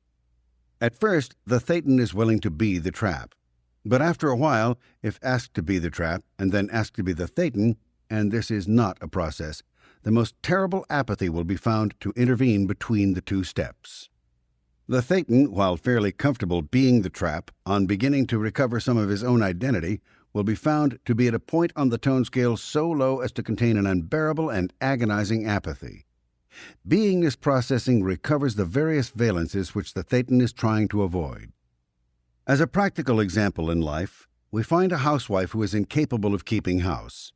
Although intelligent and able in most things, we find she cannot sweep, make beds, or even shop for the house. We discover that her mother was an excellent housekeeper, an excellent cook, and could shop very well. If this is the case, then we would also discover that the one person in this world our pre-clear does not want to be is her mother. In other words, by being unable to be her mother, she is also unable to be all those things which her mother could do or be. In other words, the matter of valences is also a matter of packages of abilities, and where an individual is unable to be something which has certain definite abilities, he also cannot achieve those abilities, and this in itself is the heart of disability. In running beingness processing, it will be discovered that the imagination of the pre-clear revives to a marked extent. This is a process which requires a skilled auditor, a patient auditor, and one who is willing to level every communication lag he encounters by repeating the same question over and over, each time waiting to receive a definite answer. It is not a process which one starts and leaves uncompleted. R232. Assignment of Attributes. The forerunner of this process was significance processing. Significance processing was done as follows. One had the pre-clear take some picture or object, and assign innumerable significances to it. This is an excellent process, even now, for those who are always looking for deeper significances in everything. It will be discovered that the pre-clear with whom one is having difficulty cannot duplicate. He cannot duplicate because he has to make everything more complicated. Everything which is given to him has to be given a deeper significance. However, significance processing is quite limited in its effects upon the pre-clear, and it is not to be compared with opening procedure of 8C. Where one has a case who is introducing deep significances into everything, who is pondering and philosophizing during processing, one will discover that significance processing is far too heavy for the case. Opening procedure of 8C is all that is indicated for this case for many hours, and this should be followed by opening procedure by duplication for many more hours. The assignment of attributes is a process which uses the principle, whatever the thetan is doing obsessively or compulsively, have him do it on a self-determined basis. Here we have the entire environment assigning meanings and attributes to the pre-clear. It seldom occurs to the pre-clear to assign attributes to himself. Throughout life he has been insulted, made nothing of, or complimented, and he has begun to depend upon other determined assignment of attributes. The commands of this process are as follows. Assign some attributes to other people. Now, if at this stage the pre-clear wants to know what an attribute is, the auditor can tell him a quality, characteristic, or ability, factual, insulting, or flattering. The auditor continues with this command for some time, and then asks, now have some people assign some attributes to you, and have them assign you some more attributes. Then, have them assign you some more attributes, and have them assign you some more attributes. One then returns to the first command, assign some attributes to other people, and so forth. Finally, when the pre-clear is able to do this easily, the auditor goes to this step of the process. Now assign your body some attributes, and continues to have the pre-clear assign to his body attributes. Pre-clears have exteriorized on this process. The pre-clear uses insults, compliments, abilities, skills, and various states of beingness, and will be found to be coming up the tone scale with the attributes he is assigning on each stage of this process. The auditor should not overlook the fact that this process can be very widely used with the same type of command on any of the dynamics or on the no to mystery scale, such as assign some attributes to mystery, assign some attributes to sex, assign some attributes to women, assign some attributes to spirits, using each question repetitively until such time as all communication lag is gone in the pre-clear on this process. R233. Perfect duplication. Had this process existed in 1950, there would have been no difficulty in Dianetics, for in the perfect duplicate, we find how to vanquish an engram. All one needs to do is to make a perfect duplicate of the engram, and then make a perfect duplicate of having perfectly duplicated the engram in present time, and the engram is gone. This would also apply to ridges or any other energy manifestation. It is not the purpose of the Scientologist today to process engrams or to use this particular process, and it is only called to his attention that by making a perfect duplicate of an engram, the engram disappears entirely except for the action of making the perfect duplicate in present time. But when this is perfectly duplicated, then the engram really is gone. Engrams or whole chains of engrams can be vanquished in a few seconds by perfect duplication. Thus, it may be seen that the theory of a perfect duplicate is a very valuable one. There are two kinds of duplicates. The word duplicate is used rather sloppily to indicate a copy. However, a copy is not a complete duplicate. A copy is a facsimile and will remain in suspension as such. A perfect duplicate is one which is made in the same time, in the same space, with the same energies as the original. Now, if you have not had this explained thoroughly in class, you may discover it eluding you slightly. So let us take a good solid look at this, for it means exactly what it says. A perfect duplicate is one which exists in the same instant of time, in the same place, and has the same mass or particles as the original. A thetan placing a perfect duplicate does not do it alongside of the original, nor does he put another image inside the original, nor does he mock up more particles. He makes a perfect duplicate by simply duplicating the original with itself, with its own time, mass, particles, space, and motion. There is something else he can do with an original object. He can simply look at one and claim that it is his duplicate. Now, this again is not making a perfect duplicate. The perfect duplicate violates the law of universes, which keeps space stretched and causes things to come into existence in the first place. And this law of universes is that two things cannot occupy the same space at the same time. We then discover that a universe will vanish, or any part of that universe will vanish, the moment this law is violated. A perfect duplicate restores the as-isness of an object. A perfect duplicate may also have to contain in it the persistence of the object. It is simply made by postulate. And because the body itself is making imperfect duplicates continually, which is to say is copying and making facsimiles continually, it may be that the thetan has fallen into this, and the making of perfect duplicates is a necessary part of his ability. The auditor should then take an object right in the room with the preclear and have the preclear make a perfect duplicate of the object, then consider it is there again, then make another perfect duplicate of it, then consider it is there again.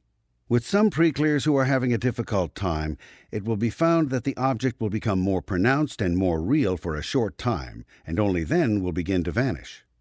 With thetans who are in fairly good condition, the object dims.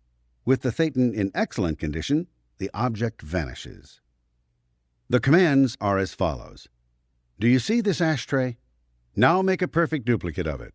A duplicate in the same time, in the same place, with the same energy as the ashtray. The preclear may have some difficulty getting this. The auditor should be very watchful and should coax the preclear using any language necessary to bring about the preclear's making a perfect duplicate. However, the auditor should not tell the preclear that the object will vanish or that it will seem to vanish for the preclear. The auditor should simply insist that the preclear make a perfect duplicate of the object in its same time and same space with its same mass or energy. When the preclear finally has this, the auditor then says, now consider that it is there again. When the preclear has done so, the auditor says, now make a perfect duplicate of it. And when the preclear has done so, now consider that it is there again. Make a perfect duplicate of it. The preclear should be drilled in this until the object appears to vanish very thoroughly for him. If the preclear is actually in very good condition, the object simply will vanish. This skill and understanding should be thoroughly mastered by the preclear before he is taken on through to description processing, R234. Making perfect duplicates of the whole track, which is to say returning to incidents and making duplicates of them at that moment or sending a remote viewpoint down the track and having it make a perfect duplicate of incidents and then making a perfect duplicate of having done so in present time to vanish the present time picture, is the process of vanquishing engrams. However, if the process is done to wipe out engrams, remember to remedy the preclear's having this, as in the last sentences of R218. This practice of as-isness, by the way, is the reason why people do not consider it polite for other people to stare. People have a hangover in that they know instinctively that if they are completely looked at, they would disappear. Having had the preclear learn how to make perfect duplicates, now ask him this question. Give me some things which are not making perfect duplicates of you, many times. Give me some people who are not making perfect duplicates of you. Give me some things of which you are not making perfect duplicates. Give me some people of whom you are not making perfect duplicates. Healing at a glance is done by a thetan, not interiorized, making perfect duplicates of the illness of a body without perfectly duplicating the body itself. It is not done with energy. Notes. The first and most basic definition of any part of communication is that communication or any part thereof is a consideration. If this were not so, communication in this universe would be impossible, as a perfect communication requires an exact duplication of source point at receipt point. A duplication to be perfect would mean a copy in the same time, same space, with the same mass. The law that two objects cannot occupy the same space is peculiar to the messed universe and is the law which keeps its space stretched. Thus, a perfect duplication defies the basic law of the universe. But as duplication is a consideration, communication is possible to the degree that the preclear can freely make considerations. Any process which improves the ability to duplicate by removing the fear of it or improving the ability of the preclear to consider freely without large reasons improves as well communication. Things you are not duplicating, things which are not duplicating you, is one of a variety of processes. The game of the pre-clear is to set up things which cannot be duplicated and to duplicate anything set up. He can play it as well as he can consider freely or as well as he can duplicate. Considerations are bettered by having the pre-clear put considerations into any object for a long time, then having the pre-clear make the object have considerations about him. The commands are, put some considerations into that blank. Have the blank have some considerations about you. All communication lag, as in all other processes, must be reduced. Having this may have to be remedied.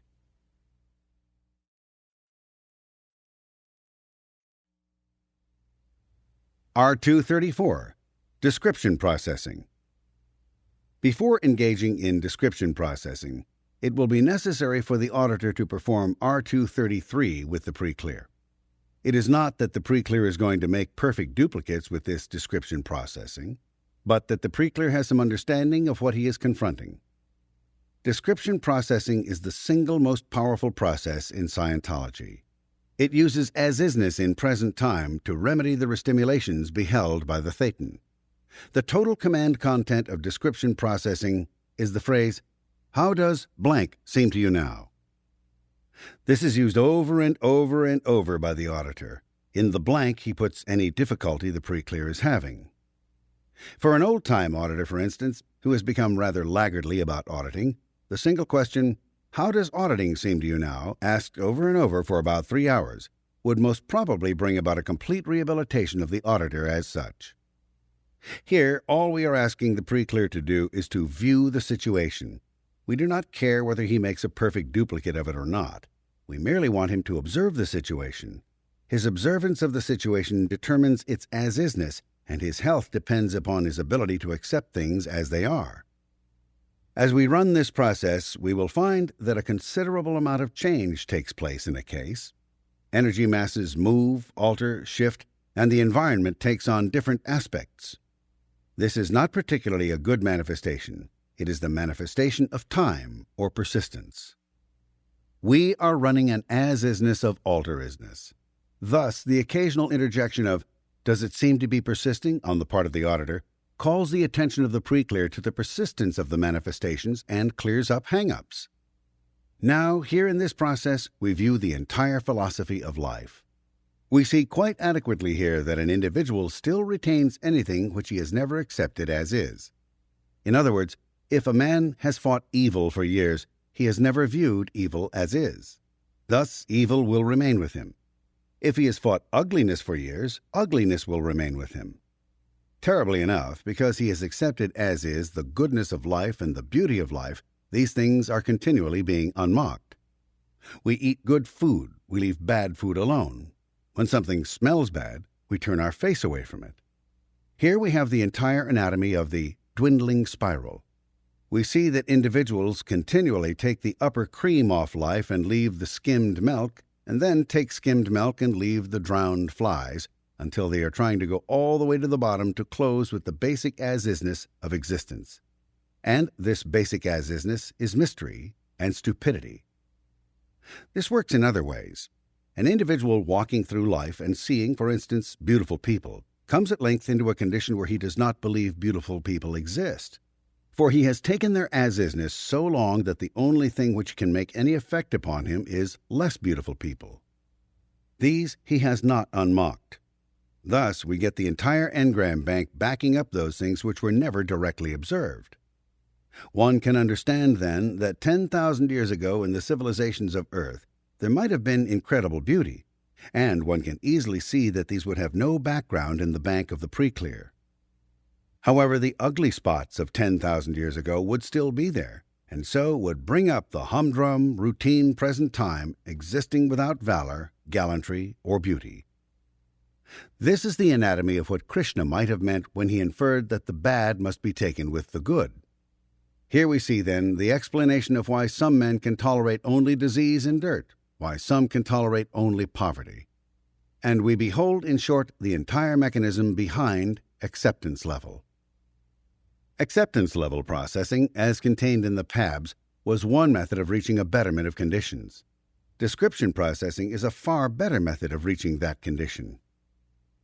Now let us take, more or less in their order of importance, the various things with which we fill in. How does blank seem to you now?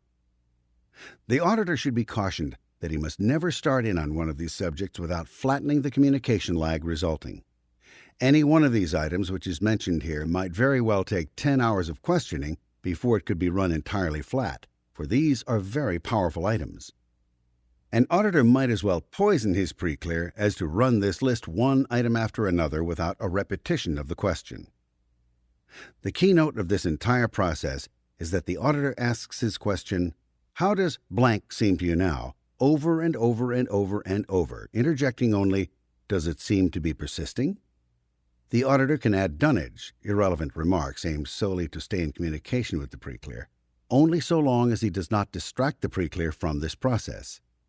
The items used follow: time, change, motionlessness, creation, survival, persistence, destruction, distance, agreement, disagreement, stupidity, copying, beauty, ugliness, people, you, seriousness, resistance, restraint, objection, nothingness, any one of the dynamics, any part of the fundamentals of Scientology.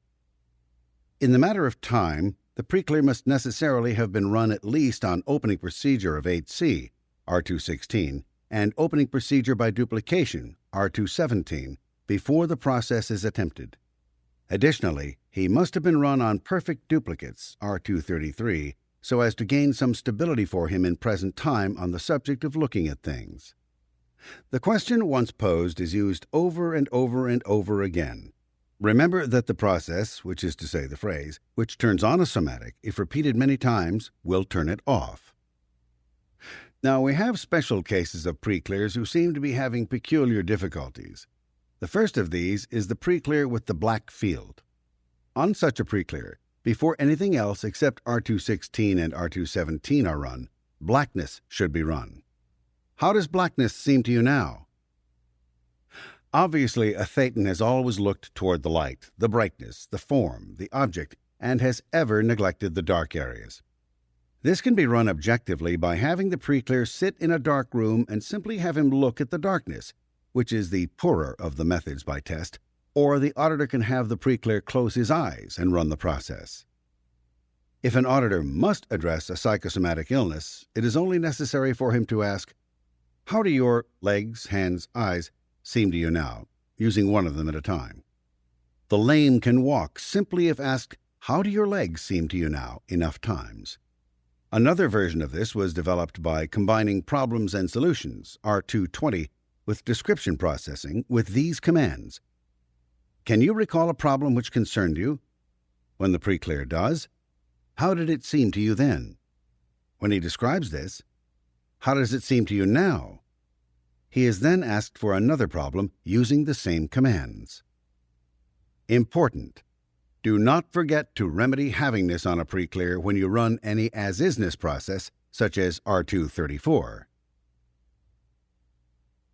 R235. Location processes. This is an entire class of processes which depends upon the utterance of one challenging question as to location and repeats that question over and over many times. The simplest phrasing of this is, "Where are you now?" The auditor, no matter how maddening it may seem to the pre-clear, simply continues to ask this question. This question, asked for an hour, produces singular results in a pre-clear. But a word of warning. This question should not be asked of some pre-clear who is still struggling on opening procedure of 8C, R216, or who is definitely out of contact with present time, for the process is butchery. A very effective use of this process is contained in the phrase, "Where is your face?" This applies very specifically to people who are exteriorized. It does not occur to them sometimes for an hour of "Where is your face?" that they themselves have no face, and that they are still locating the body's face. They have to understand this on their own. R236. Self-determinism. As an up-to-date Scientologist knows, self-determinism as an ideal state went out the window with Dianetics. As long as you consider yourself intimately one thing confronting another thing which is not yourself, you are not balanced in your environment. Self-determinism is a much higher peak than that attained by Homo sapiens previously. But in Scientology, there is a much better concept, that of pandeterminism. There are all manner of traps and social twists to keep a person located and identified with one object. The society insists that one have a label. It should be called to the attention of anyone interested in auditing that a symbol has 3 M's: mass, meaning, and mobility. As soon as one accepts entirely meaning, such as a name, and accepts intimately mass and is made to be mobile, one is then dependent to some degree upon some orientation point in order to have space. One is inhibited in constructing space. Therefore, the goal of processing in Scientology is not self-determinism. The goal of processing is pandeterminism. Spanning of attention, R222, and other processes go in this direction. The practicality of pandeterminism is immediately seen in an elementary, if uncommon, situation where one is being robbed. If one continues to be solely one's self, the determinism of the robber is left entirely free. The way to combat a robber is, while one is being robbed, be the robber and go away. Here, immediately, we cross the bridge into a complete first dynamic. A complete first dynamic is a pan-determined dynamic. All earlier processes of Dianetics in Scientology audit mainly the third dynamic. The subject of pandeterminism is a very touchy subject on a social line, for it becomes apparent immediately that bravery in the face of odds, while dramatic, is less than optimum. One should simply be the target and the odds at the same time. Here we have the whole question of randomity. Randomity comes about when one selects out and gives determinism to another entity or object. This tells you immediately that the problem of healing at a distance could be looked upon with some favor. And this would be true if the concept of nirvana were true, where all life comes about as a fragmentation of life. But this is no essay or determination of whether it is bad or good to heal at a distance, or to do healing of the kind which Christ did. The only thing I would care to say on the subject at this time is that if one does healing of this character, simply that he should do it well and thoroughly. Such healing does not happen to make self-determined individuals out of those so healed. But this, again, is a matter of ethic and not a matter of practicality. An auditor, by applying processing skills, is actually making somebody well, but he is also bringing that person up the line toward a higher goal of self-determinism and, if he wishes, up to a higher goal of pandeterminism. There could be billions of pan-determining individuals, since a universe is composed of time continua of particles in common. As long as one does not cross particles into other time continua, and so get 2 time continua, one would not get emergence of universes. While there are many processes yet to be delineated on the subject of self-determinism and pandeterminism, one can expect people to confuse the condition of buttered all over the universe, clairvoyance, telepathy, and other half-felt, half-experienced things to be taken up in lieu of clear-sighted, knowing pandeterminism. The first goal of the auditor is to get somebody up into the self-determined category, and then to remember afterward that a person can be in a pan-determining category. All a Thetan has to do to be pan-determining is simply move in back of somebody else's head. It is as simple as this. A Thetan should also be able to make perfect duplicates of himself. The recovery of pan-determinism is necessary to get somebody out of the rut of obsessive self-determinism. Beingness processing, R231, directly processes obsessive self-determinism. Under the heading of self-determinism and pandeterminism, we have also the subject of control, the necessity to predict with actual force or energy. The future course of an object is a refusal to have something as is. Thus, with control, we get persistence, and that individual whose case will not change is in such a level of persistence and obsessive self-determinism that he must control everything. The easiest process with which to approach this problem is contained in the command phrase, indicate something which is not making space for you. And when the pre-clear has, indicate something else which is not making space for you, and so forth, until we have recovered certainty and clarity on the viewpoint of dimension. It will be discovered very rapidly that there are many people making space for the pre-clear and that he is to some degree contained in the universe of each one of these people and has many particles in common with them. R237. Yelling. In that man has for a long time used words to make space, and as any barbaric people uses noise to make itself big, it will be found that an inhibition of making noise is a major difficulty on the case of any preclear. When this process is done, the auditor should be very careful that the preclear will not be suppressed by his environment. It is more than the auditor's simply being careful of the neighbors. It is the auditor being careful of the preclear, for the preclear will be careful of the neighbors. The auditor should take the preclear to some place where the preclear would be free to yell. The auditing commands are, "Start yelling," and "Keep yelling." The preclear can be sent off by himself to yell. If a group is being processed, where its noise will not disturb others, a back and forth interchange between the auditor and the group will be found beneficial. This process is very limited and has a tendency simply to make people cheerful. But occasionally, some cases are so inhibited on the making of noise that they are having difficulty with their vocal cords or with their mouths. Tooth trouble can be traced to the inhibition of making noise. Distaste for singing is equally traced to the making of noise. This process can also be done by creative processing, the making of mock-ups. This is, at first glance, a body process, but it will be discovered in processing a thetan who is exteriorized that he is very afraid to make noise. In such a case, the auditor should exteriorize him into some place far from the auditor and far from the body. And the auditor should use description processing for a while on the thetan. How does making noise seem to you now? And then, start yelling, keep on yelling. This is an exteriorized process. R238. Holding anchor points. There are innumerable drills concerning space, in that a thetan to have vision must be able to tolerate or make space, and in that three-dimensional space requires 4 points. One sees that a thetan must be able to view 3 separate anchor points at once to have the illusion of space. The hypnotic effect of the body on a thetan is created by narrowing the thetan's view to 2 eyes, 1 point. The optical trick of seeing depth with 2 eyes is not seeing 3 points at once. The remedy of the hypnotic trance of the thetan, which makes him believe he is a body, is the remedy of his looking through eyes at 1 point.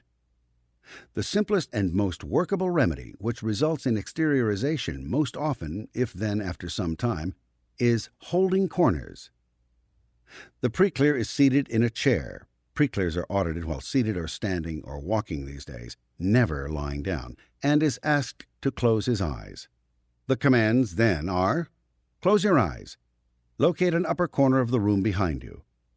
When he has done so, now locate the other upper corner behind you. All right, hold on to these 2 corners and don't think.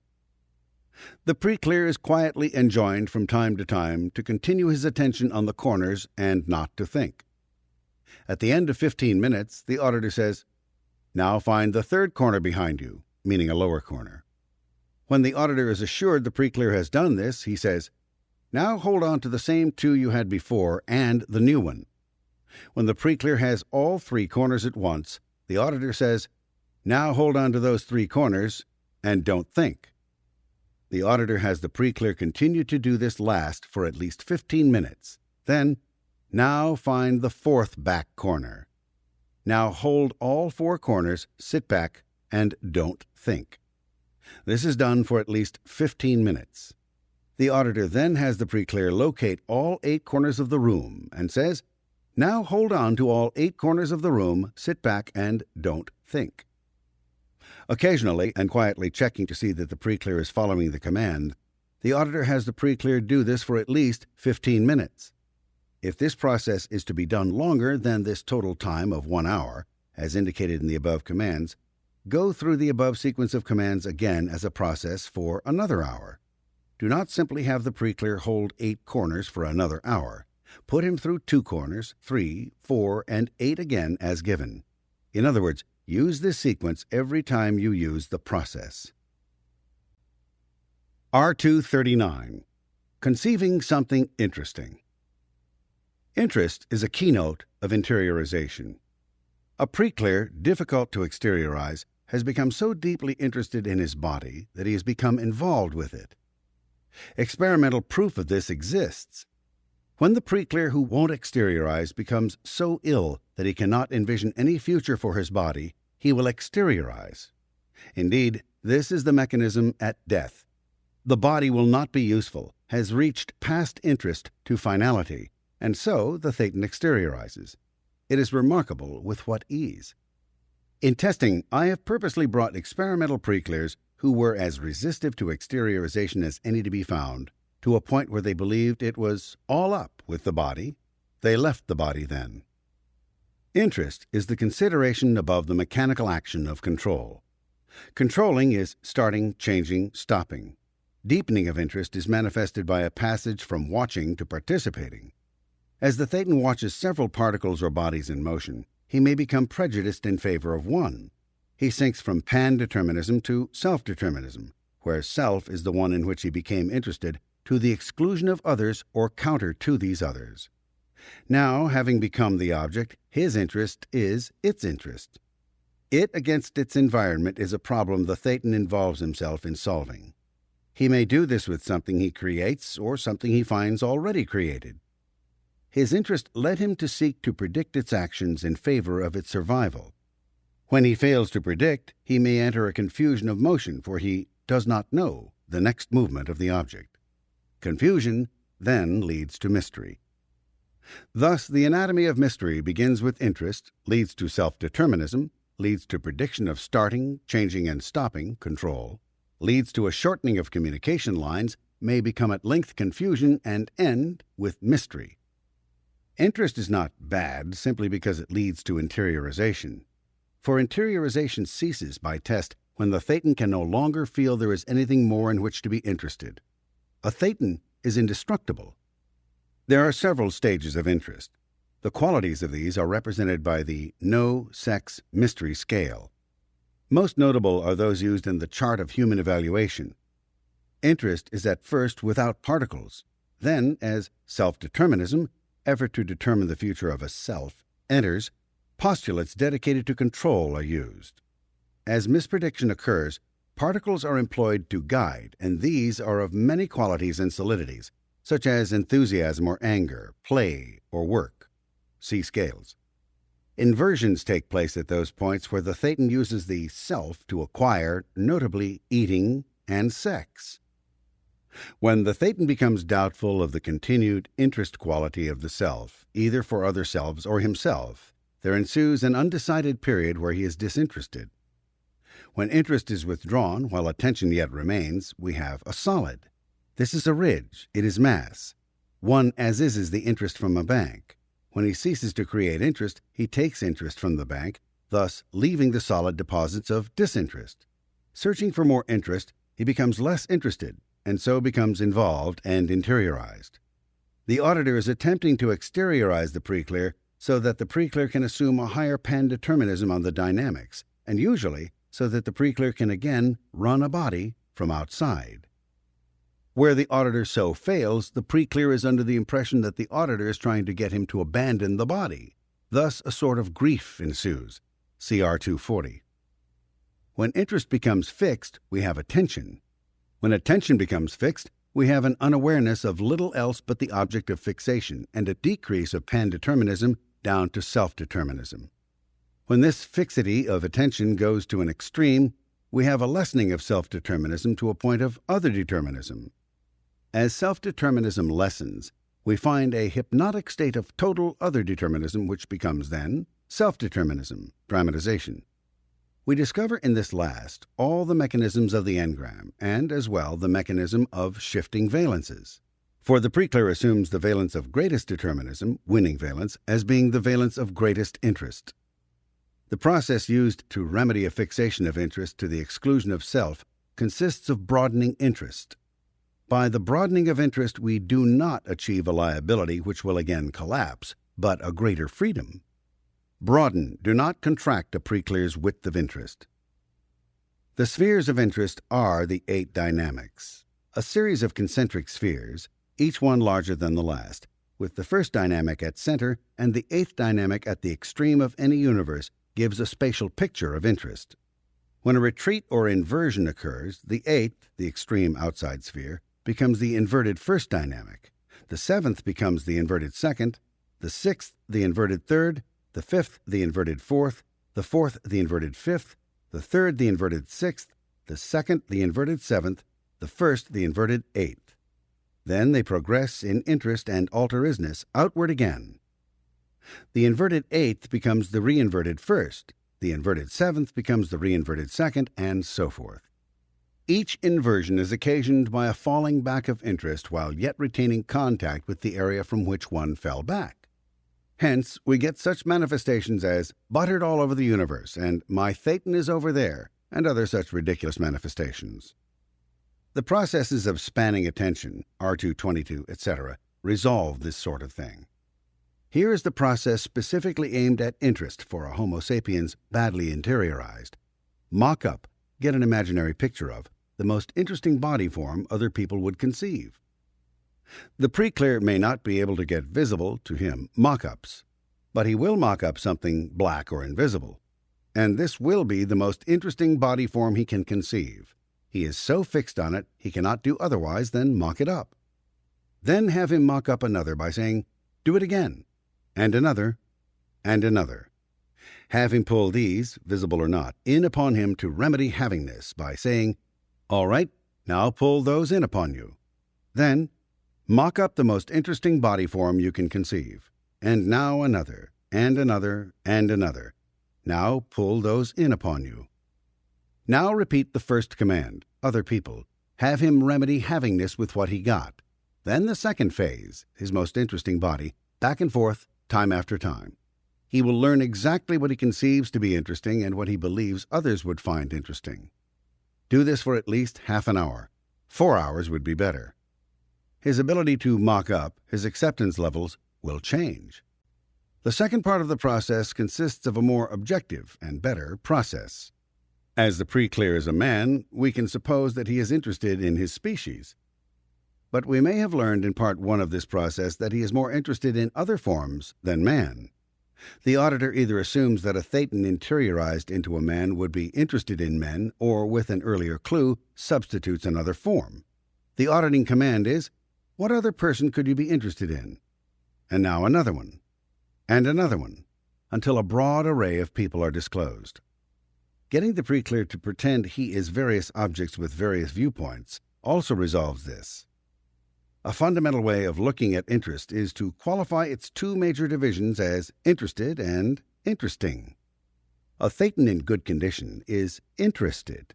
When he has become a self, he feels he must have energy from exterior sources, and so he becomes interesting.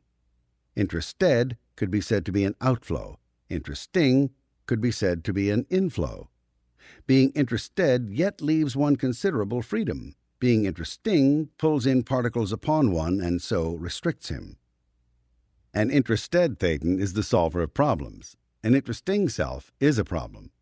More broadly, a Thetan is interested in problems. Messed is a problem. The passage from interested to interesting has many phases. When one is no longer interested, but is only interesting, he has lost his principal quality as a Thetan, freedom and the ability to change at will. Having the pre-clear mock up interesting bodies, forms, machines, and universes discharges much of his interiorized condition and fixation. Then having him look at actual people and objects and get the idea of how it would be to be them and move them about brings him again toward pandeterminism. Let's find something in which you could be interested. And when the pre-clear does, find some more things in which you could be interested. And when he has, find some more things in which you could be interested. And so on with these commands for at least an hour. Do not use interesting, use only interested. In other words, process the pre-clear toward theta, interested, not toward messed, interesting. You can see that the pre-clear is as-ising situations, that he is also broadening attention and unfixing from the body. The only thing you can do wrong with this process is not to run it long enough. The process works subjectively or objectively, but it is well, if the pre-clear reaches an impasse, to have him find things in the present time environment in which he can be interested. Without directing the pre-clear's attention to specific things, just by running the command, "Find some things in which you could be interested," exteriorization takes place. This is a dangerous process unless it is run long enough to make the pre-clear create and abandon interests. If run a short time, it will simply drain the bank of old interests, leaving the pre-clear extremely bored. The factors which make R239 interest a very important process is the fact that interest is the entrance point to havingness.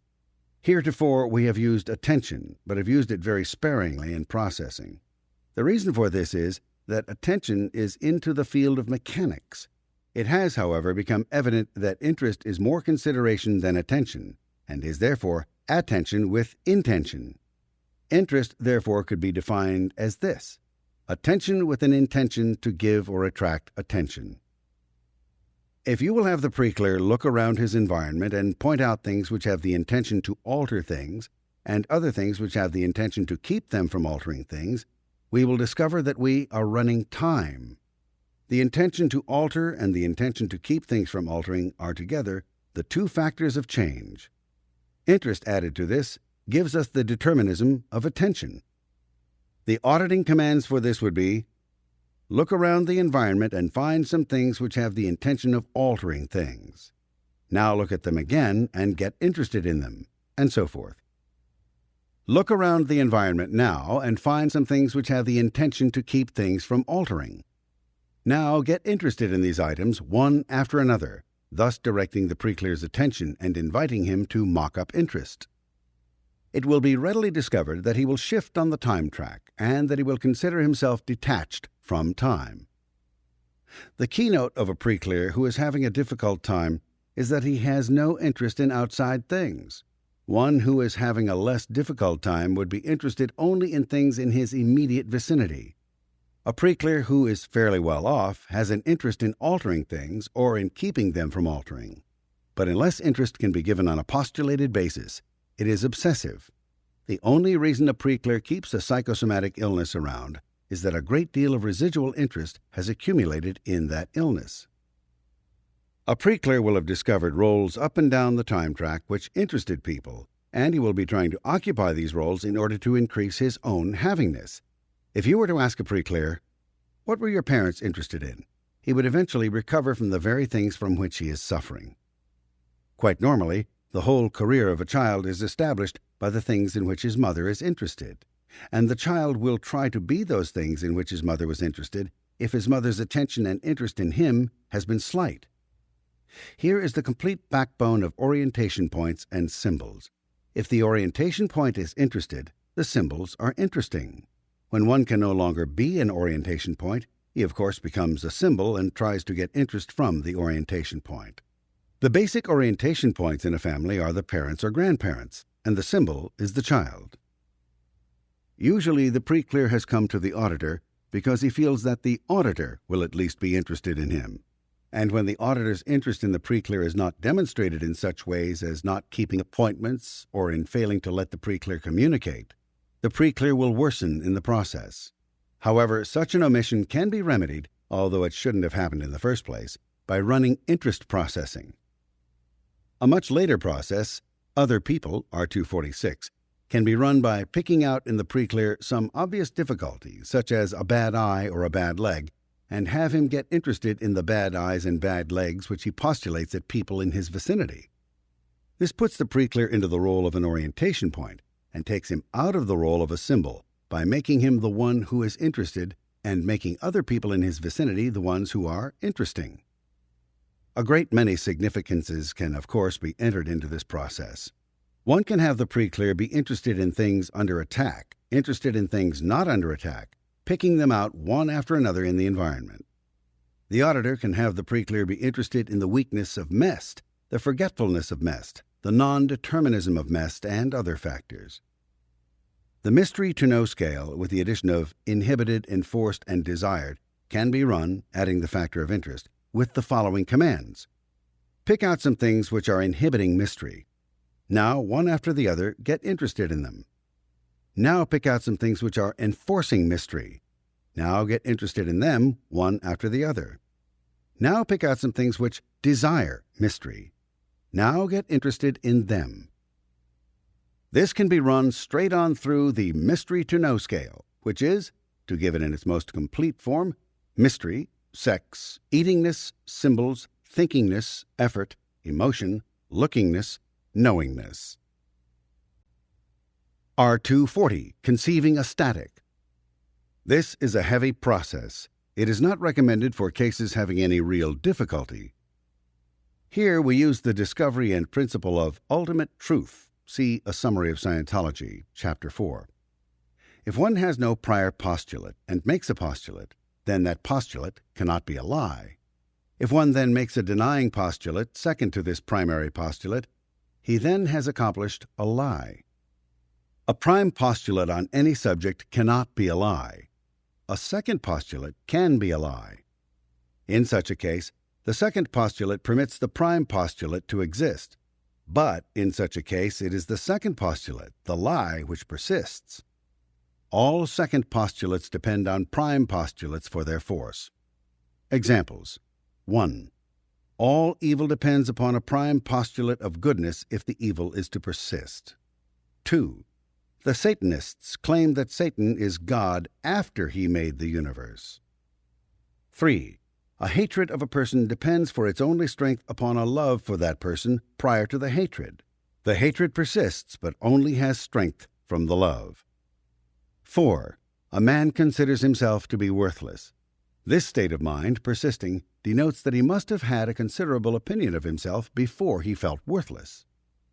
But beware of thinking that all is good or all is evil. The force comes from prime postulate, the state persisting from the second postulate. Example, a doctor considers himself a good, charitable man, a wholly unselfish healer. On examination, we see the second postulate persists, so his goodness must be the second postulate. It must have force from a prime postulate it denies, and so we find this doctor entered medicine because it had more chance of easy sex. Then he denied this to himself and argued he did it from humanity. His pious means ceases to persist, and he is freed from this pose by straight-wiring the prime postulate. Rules. Rule. Always straight-wire out a condition contradicting the condition which exists. Examples. 1. We have a preclear with bad legs. We see that bad legs are persisting. Thus we know that the forceful postulate is prior and opposite, so we straight-wire out good legs. 2. A man is sick because of a jilt in love. We straight-wire out not the jilt, but the times he loved the girl. 3. Our interiorized preclear is stuck, won't exteriorize. We straight-wire the times he was free, and so discharge the stuck, the second postulate, and thus exteriorize him. Rule. That which is closer to an ultimate truth, the static, gives power to that which contradicts it.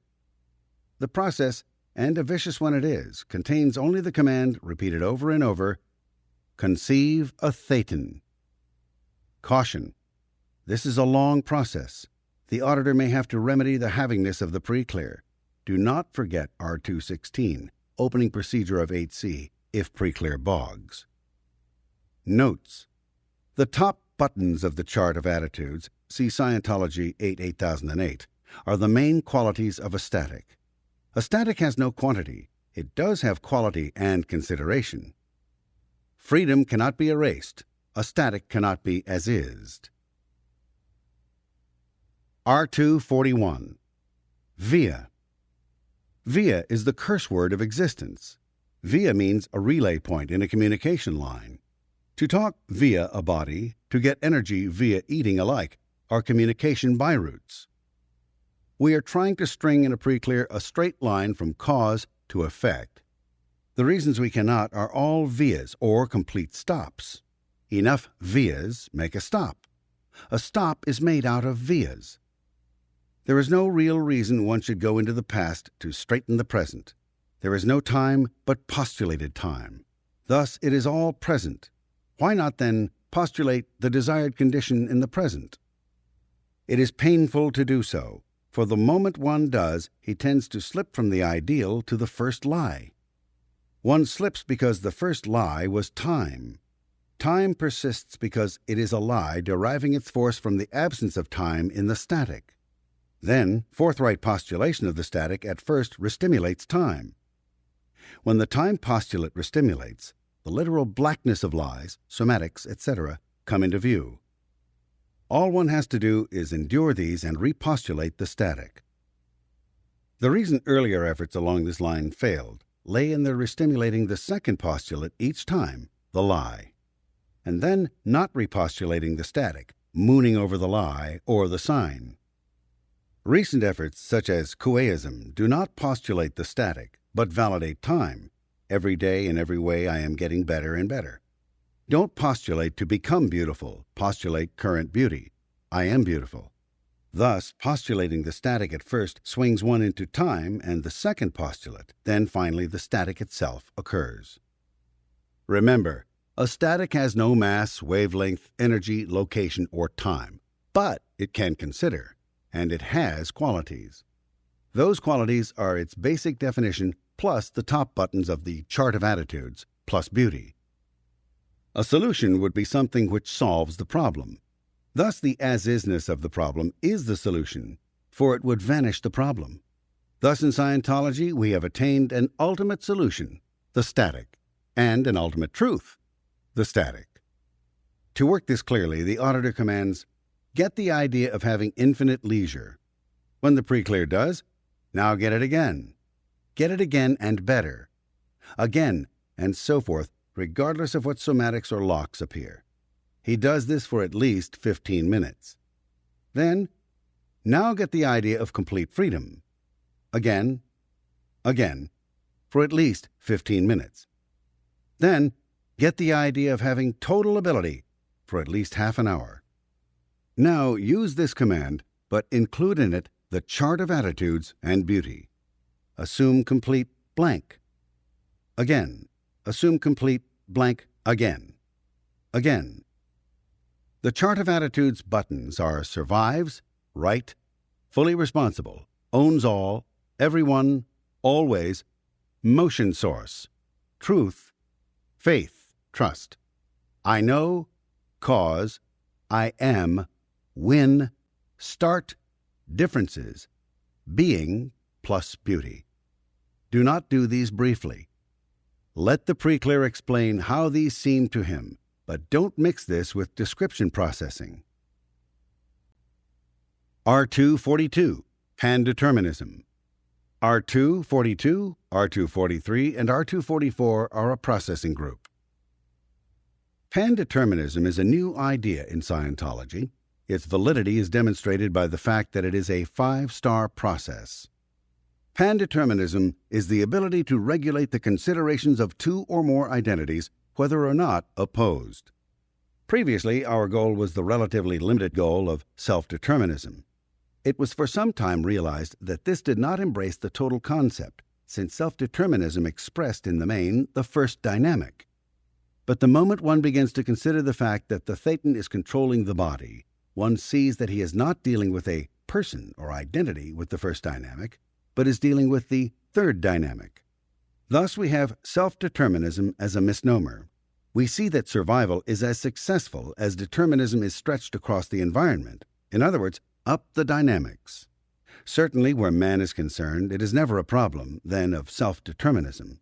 It is a problem of pandeterminism. For here we have in one individual several items, each distinct, under control.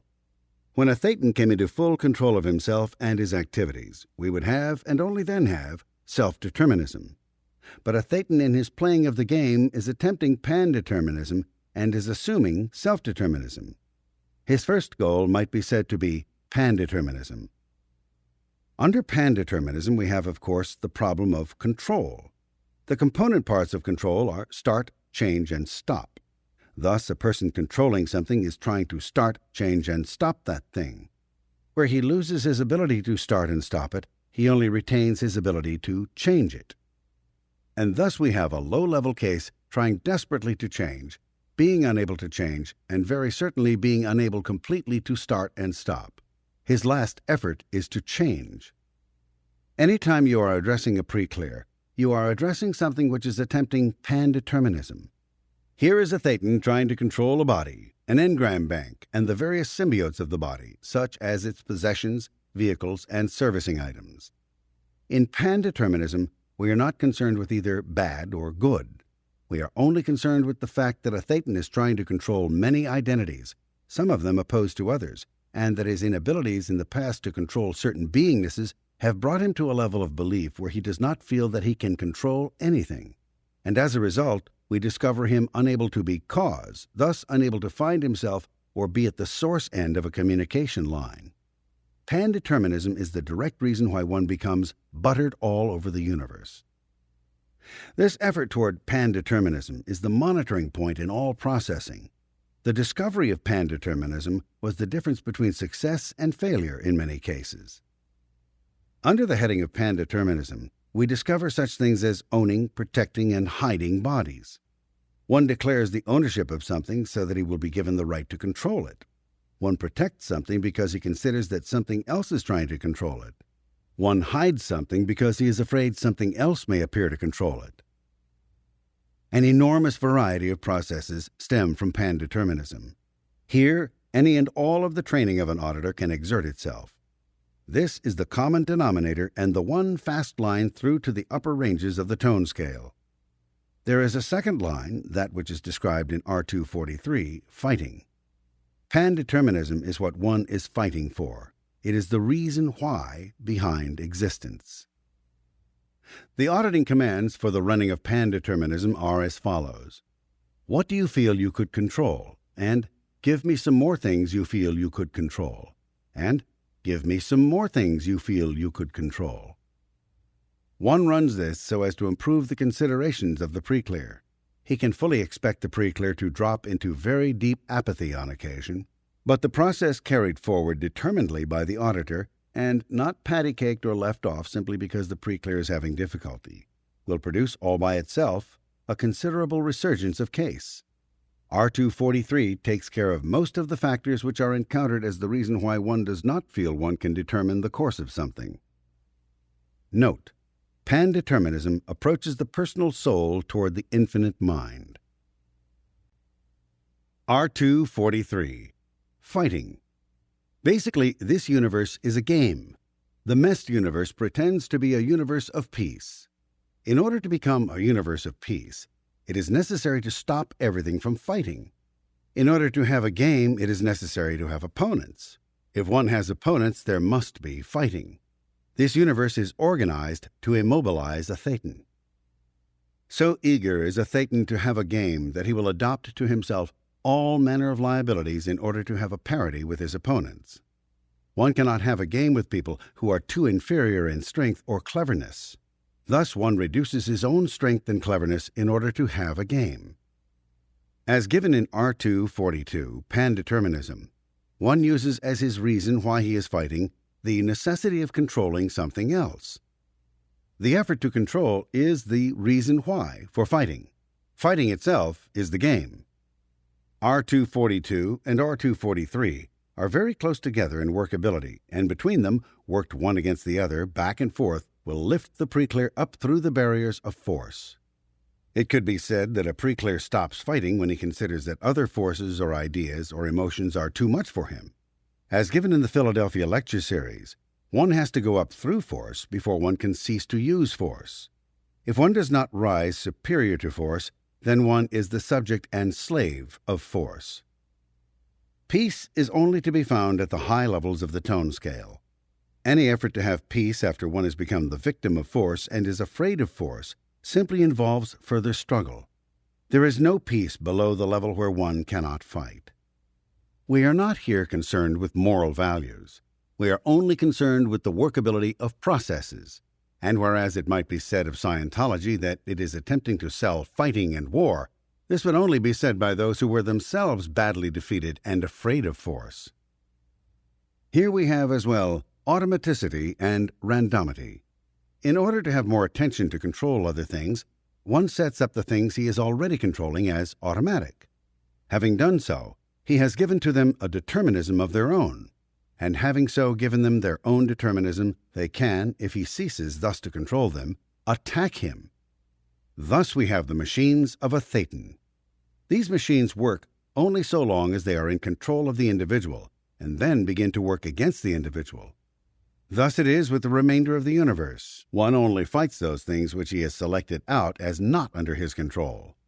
Anything which is not under an individual's control, but which has taken the individual's attention, is likely to be an identity used to fight. The motto of this universe is, "We must have a game." Games consist of opponents, and reasons to have a game, and things to have a game about. Reasons to have a game are summed under pandeterminism. Things to have a game about are summed up under havingness. The game is the thing. The wins and losses are not the thing. One loses every time one wins, for he then has no game. Any cessation will bring about a change in the status of an individual, for he will then impose upon himself other opponents and liabilities, and impose reasons why upon others so as to create a new game. Although it is antipathetic to most preclears, as you will discover by processing them, a game is no more and no less than fighting an opposition. One falls out of having a game when one begins to believe that the forces being used against him, or the ideas being used against him, or the emotions being used against him are too great to oppose. Once he has this idea, he can then be subjected to other forces. As all forces, emotions, and efforts in general can be categorized under considerations, to have a consideration about a force has greater actuality than having the force itself. Changing one's mind about force is senior to changing force. It must be realized that an individual who has drawn away from force has also drawn away from the material of which his engram bank is made. People on whom engrams collapse are people who have become afraid of force. This is best approached not by using work or other factors, but by directly approaching the problem of games and running fighting only. It will be discovered that most individuals are involved with fighting themselves. After all, an individual is a third, not a first dynamic. The body, the engram bank, the thetan, his machines, form four items which can be at war, one with another. And when an individual has an insufficiency of fighting out in his environment, he will begin to fight with himself. The condition of most preclears who come to an auditor is this. One of the ways to handle this is with the auditing command, "Point out some things in the environment which are fighting themselves." This, run for an hour or two, out where the preclear can actually see things and point them out, will key out most of the engram bank with which he is in conflict. He will recognize fully and clearly very shortly after he has started on this process that he is fighting himself.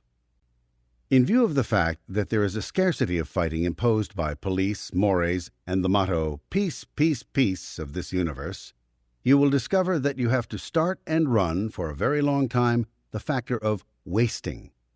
Thus, the first entrance to this problem could be wasting fighting. One would do this in brackets with the following auditing commands. Waste some fighting. And when the communication lag is flat on this, have somebody else waste fighting. Waste some fighting. Have somebody else waste fighting. It will be discovered that the preclear will do this for many hours of processing, all with the betterment of his case, before he actually gets up to the point where he can touch the next level of this process, which is accepting. However, one does not at this stage run accepting fighting. The next part of this process is done with the following auditing commands. Waste some opponents. Have somebody else waste some opponents. After the preclear can handle this without any appreciable communication lag, one then goes to the next part of this process. Waste some liabilities. Have somebody else waste some liabilities. Waste some liabilities. Have somebody else waste some liabilities. And this, too, will have to be run for a long time until the individual has flattened his communication lag. Having handled the subject of wasting fighting directly, opponents and liabilities, one can then go on to accepting. But one does this only when the communication lag on wasting of fighting, opponents, and liabilities has been done. One uses accepting in this case by remedying havingness. Mock up something you could fight. Pull it into you. Mock up something else you could fight. Pull it into you. Even though the mock-up is invisible or black, it is still done. If you are having the individual point out things he could fight in the environment itself, do not be surprised at this stage if he simply pulls out of his body, as a thetan, and occupies the area of that which he thinks he could fight. One follows this with, mock up an opponent. Pull it into you. Mock up another opponent. Pull it into you. One follows this with, mock up a liability. Pull it into you. Mock up another liability. Pull it into you. You should run fighting R243 in conjunction with pandeterminism R242 and the process must and must not happen R244. In other words, do not run R243 without also running interspersed with it R242 and R244. These three processes work together. Anytime a communication lag is fairly flat on any one of these, you should shift to either of the other two. Remember, R242, R243, and R244 work together interspersed and make themselves a process. If you have a pre-clear out in the open, you can have him point out things in the environment that he could fight. Just as if you have him out in the open, you can have him point out things he wouldn't mind controlling, and in the case of R244, things that he wouldn't mind having happen or not happen again. What would be safe to fight until the communication lag is flat? What would others find it safe to fight? What would it be safe to fight? What would others find it safe to fight is a continuation of fighting as a process. What thoughts would it be safe for you to fight? What thoughts would it be safe for others to fight? Run back and forth many times until the communication lag is flat. What emotions would it be safe for you to fight? What emotions would it be safe for others to fight? Run back and forth until the communication lag is flat. What efforts would it be safe to fight? What efforts would others consider it safe to fight? Run back and forth until the communication lag is flat. What imaginings would it be safe to fight? What imaginings would others consider it safe to fight? Indicate some things which are fighting. Spot all the spots where you had to stop fighting them. Spot all the spots where you won is excellent, since either a win or a lose is a stop fighting and therefore a loss of opponents. You will find many pre-clears hung up in past moments of victory. This is only because they lost their opponents at that moment, and the loss stuck them on the track by bringing about motionlessness. What would you need to fight things? What would others need to fight things? If you have the pre-clear out in the open where there are lots of people, a very good method of processing, have him place into these people, unknown to them, the pre-clear's own attitudes about fighting. Take one attitude and have him place it in several people, another of the pre-clear's attitudes about fighting, and have him place it in many more people, and you will discover considerable changes take place in the pre-clear. What mechanisms could you use to continue fighting is another fine process. What changes could you make and still fight is yet another interesting process. Describe some fighting that would interest you is another facet of this process. The key process to alter behavior is invent some things you could fight. Invent some things that could fight you. R244, must and must not happen. A pre-clear is stuck on the track where motionlessness occurs. One of the reasons he has used to fight was to make something happen or to keep something from happening. Thus, it is of interest in the case to undo these stuck points in the pre-clear. There are many ways these could be undone, but there is apparently only one way that is actually effective. This is done with the following commands. Tell me some things you wouldn't want to have happen again. Tell me some things you would like to have happen again. The pre-clear will get, in accordance with these commands, various recalls, incidents, facsimiles, or environmental situations or future fear or hopes, and may be steered more directly into these.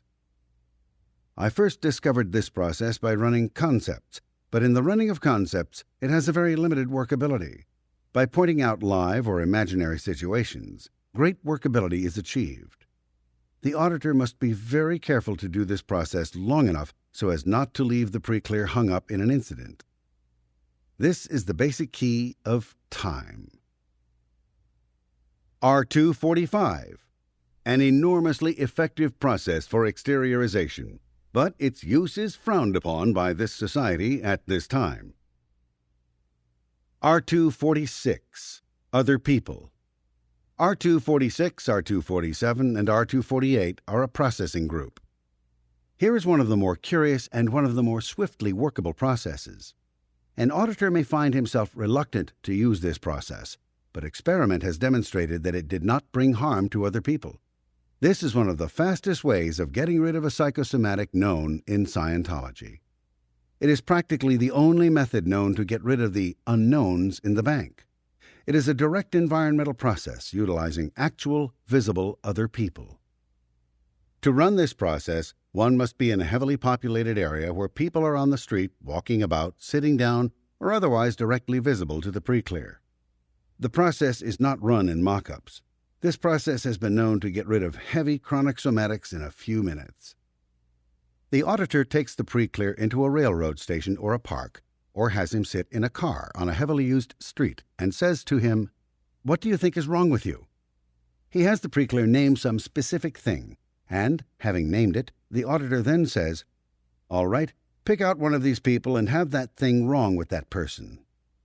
And when the pre-clear has done so, now pick out another person and have this same thing wrong with that person. The auditor continues to have the pre-clear place into these people this thing which is wrong with the pre-clear, only so long as the item is wrong with the pre-clear. For this is a very rapid process and a very rapid change takes place.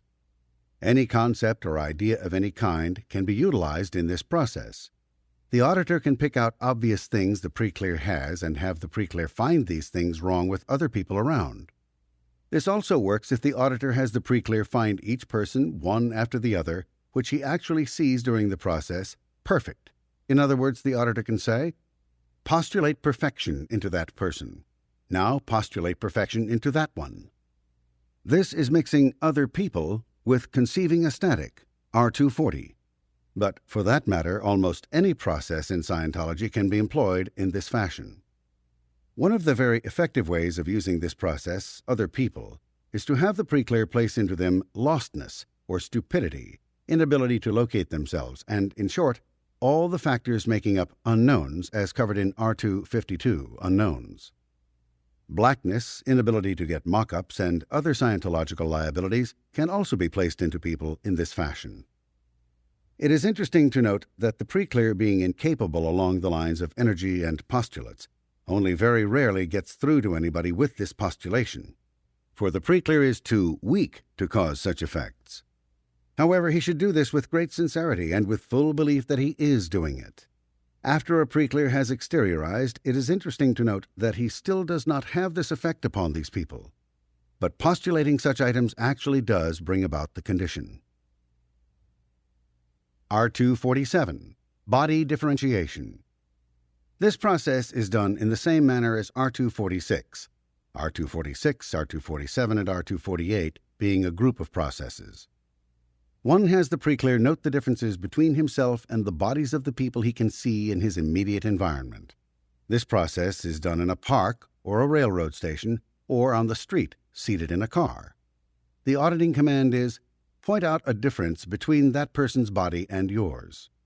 This command is used over and over. R248. Separateness. This is a key process attacking individuation. In his effort to control, a Thetan spreads himself further and further from the universe, and in his failures to control, withdraws from things he has attempted to control, but leaves himself connected with them in terms of dead energy. Thus we get the manifestation buttered all over the universe. This was the process which told me that we are not natively sprung from one common body of theta. If you run separateness, accentuating the difference in unity of a Thetan from other Thetans and things and spaces, he continues to gain in tone. If you run this process in reverse, how he is the same as or is connected to various items, he continues to dwindle in tone. By handling this latter process, one can press a Thetan down into the rock-bottom state of aberration. We have long known that differentiation was the keynote of sanity and that identification was the basis of aberration. This fact is utilized in processing by running separateness. It can be concluded that the Thetan is an individual, separate from every other Thetan, and that he has never been part of any other Thetan. There are many phony incidents implanted on the track, whereby an individual is made to feel that he is a result of an explosion having occurred to a larger body. He is also made to feel that he was at one time whole and is now only a splinter of himself. This is only an effort to reduce him. He has always been himself. He will always be himself, down to a time when he is entirely identified with this universe, at which time he would no longer be himself simply because he would no longer be conscious. It seems that the only aberration can occur by enforcing basic truth, axiom 35. Here we discover that the individual, being separate, is then forced to be separate, and so develops a complex of the only one, and tries to fend off the rest of the universe from himself, and finally merges with it with his impossibility of fending it off. All you have to do is accentuate the truth and force it home as an other determinism in order to create an aberration. There is some basic truth, then, in whatever is wrong with the Thetan. And of course, the basic wrongness is that he is not a static. Separateness is best run by having the preclear out in an open place inhabited by a great many people, as in R246, other people, and R247, body differentiation. The auditing commands are: point out some things from which you are separate. Point out some more things from which you are separate. Point out some more things from which you are separate. You might believe that there might be some value in having him point out some things from which he is not separate, in order to as-is his connections to things. However, if you started this process on having him find things from which he is not separate, you would very quickly discover that your preclear is deteriorating in tone and that he does not resurge. This is a one-direction process, having him point out things from which he is separate. It should occur to you, as we learn in R243, fighting, that a Thetan desires lots of opponents. Of course, the more separateness that he discovers, the more opponents he can have, and the more fighting he can see before him. This makes him happy. By conceiving himself identified with an enormous number of things, he is of course rendered very scarce in opponents.